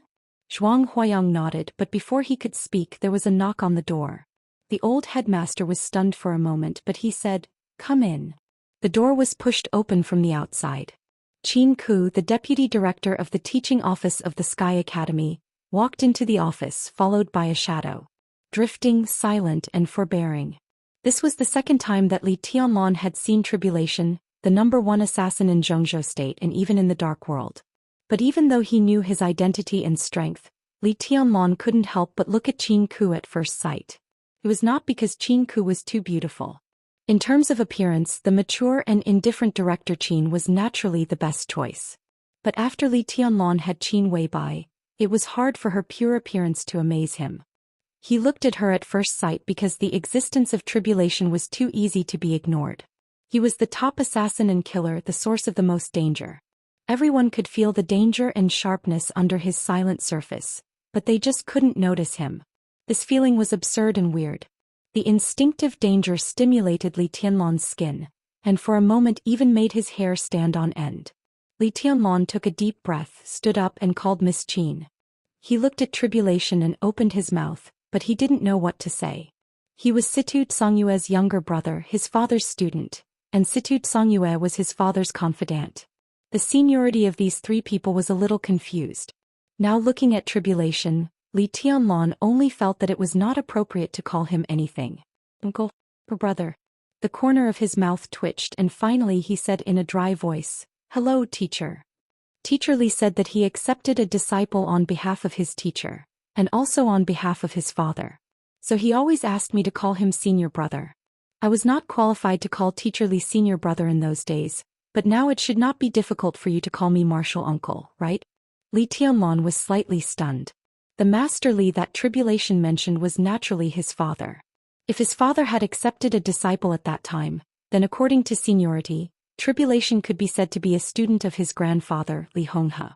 In this way seniority was reasonable. He nodded, bowed slightly to Tribulation and said in a respectful tone, "Martial uncle. You're good." Tribulation still wore a mask and the silver mask covered the expression of his whole face. But his silent eyes flashed with inexplicable brilliance. He took a deep look at Li Tianlan and continued, "Teacher Li can rest in peace." "Rest in peace?"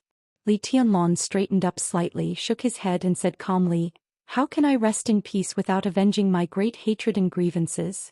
Even though Qin Ku, who had known Li Tianlan's identity from her grandfather, had enough psychological preparation, she could not help but feel a little shocked when she heard Li Tianlan's calm but sharp words. How could he rest in peace without avenging his great hatred and grievances? This seemed to be a simple sentence, but whether it succeeded or failed in the future, the special warfare system of Zhou State was destined to experience a storm of blood. When you grow up, take revenge for your hatred and redress for your grievances. Tribulation's voice was calm and hoarse. He bowed slightly to Li Tianlan and expressed his attitude in the clearest way for the first time. Sai City will become the sharpest weapon in the hands of young governor. If you ask for anything it will be granted. This was the second time Li Tianlan had heard such words. The first time was in the Dongqing clan. His heart beat fiercely and his blood surged to his head. Even his face was a little red. Perhaps his father had never thought that in the many years after his death, the student he had taught would grow into the sharpest and most mysterious assassin in the dark world, nor did he think that his confidant would become the governor of Sai City, who was famous in the dark world. And all of this would become his help in the future. "Thank you," Li Tianlan said softly. His calm tone was firm enough to penetrate gold and stone. This day will not be too far away. Zhuang Huayang and Qin Ku, who had witnessed all this, had complicated looks in their eyes. In the entire office, perhaps only he knew what he had witnessed at this moment. In the office of the headmaster of the Sky Academy, the two men bowed to each other this time, representing the first transfer of power in Sai City. It also proved that Sai City, after standing aloof from the world for many years, entered the Jianghu full of ups and downs, swords, and intrigues in Zhou State for the first time. The general trend was rumbling forward. Zhuang Huayang, who had witnessed all this with his own eyes, felt that he was as small as an ant standing in front of the general trend. Qin Ku, another bystander, obviously did not feel this way. The moment Tribulation slightly bent down, the deputy director of the teaching office of the Sky Academy subconsciously wanted to step forward to support him. But after being glared at by Zhuang Huayang, she reluctantly stood where she was. Although she did not move, her eyes were full of anger again when she looked at Li Tianlan. He entered the thunder-shocking realm at the age of 31. Qin Ku could be said to be a famous genius in the entire special warfare system of Zhou State. Since she came into contact with martial arts, she most admired and appreciated Situ Xianxia, a female invincible realm expert. But what she most admired was not the Sword Emperor or the God of War of Zhou State. It was Tribulation. This was not a surprising thing. In the whole dark world, countless assassins and killers had the same idea as Qin Ku. The Sword Emperor was indeed invincible. The God of War was indeed strong. But for countless killers and assassins, Tribulation was the real faith and the pioneer. He entered the thunder-shocking realm at the age of 26 and made great progress since then. He tried to enter the invincible realm from the chi-controlling realm and created the Buddhist incantation of 9 words, which was on par with the Great Soaring Temple. For hundreds of years, Tribulation had always been recognized as the most talented and courageous assassin. In the Buddhist incantation of 9 words that only belonged to him, there were 2 unique skills that represented 2 completely different paths of the invincible realm. You could not recognize such a person and regard him as a madman, but you had to admire him. Once such a person entered the invincible realm, even without a murderous weapon, he was enough to rank at the top of the divine list and suppress his sister Situ Xianxia. If his road was not too bumpy, perhaps countless people in the dark world would have begun to imitate his martial arts. As one of Tribulation's admirers, Qin Ku did not want to see her idol bend down and bow his head for any reason.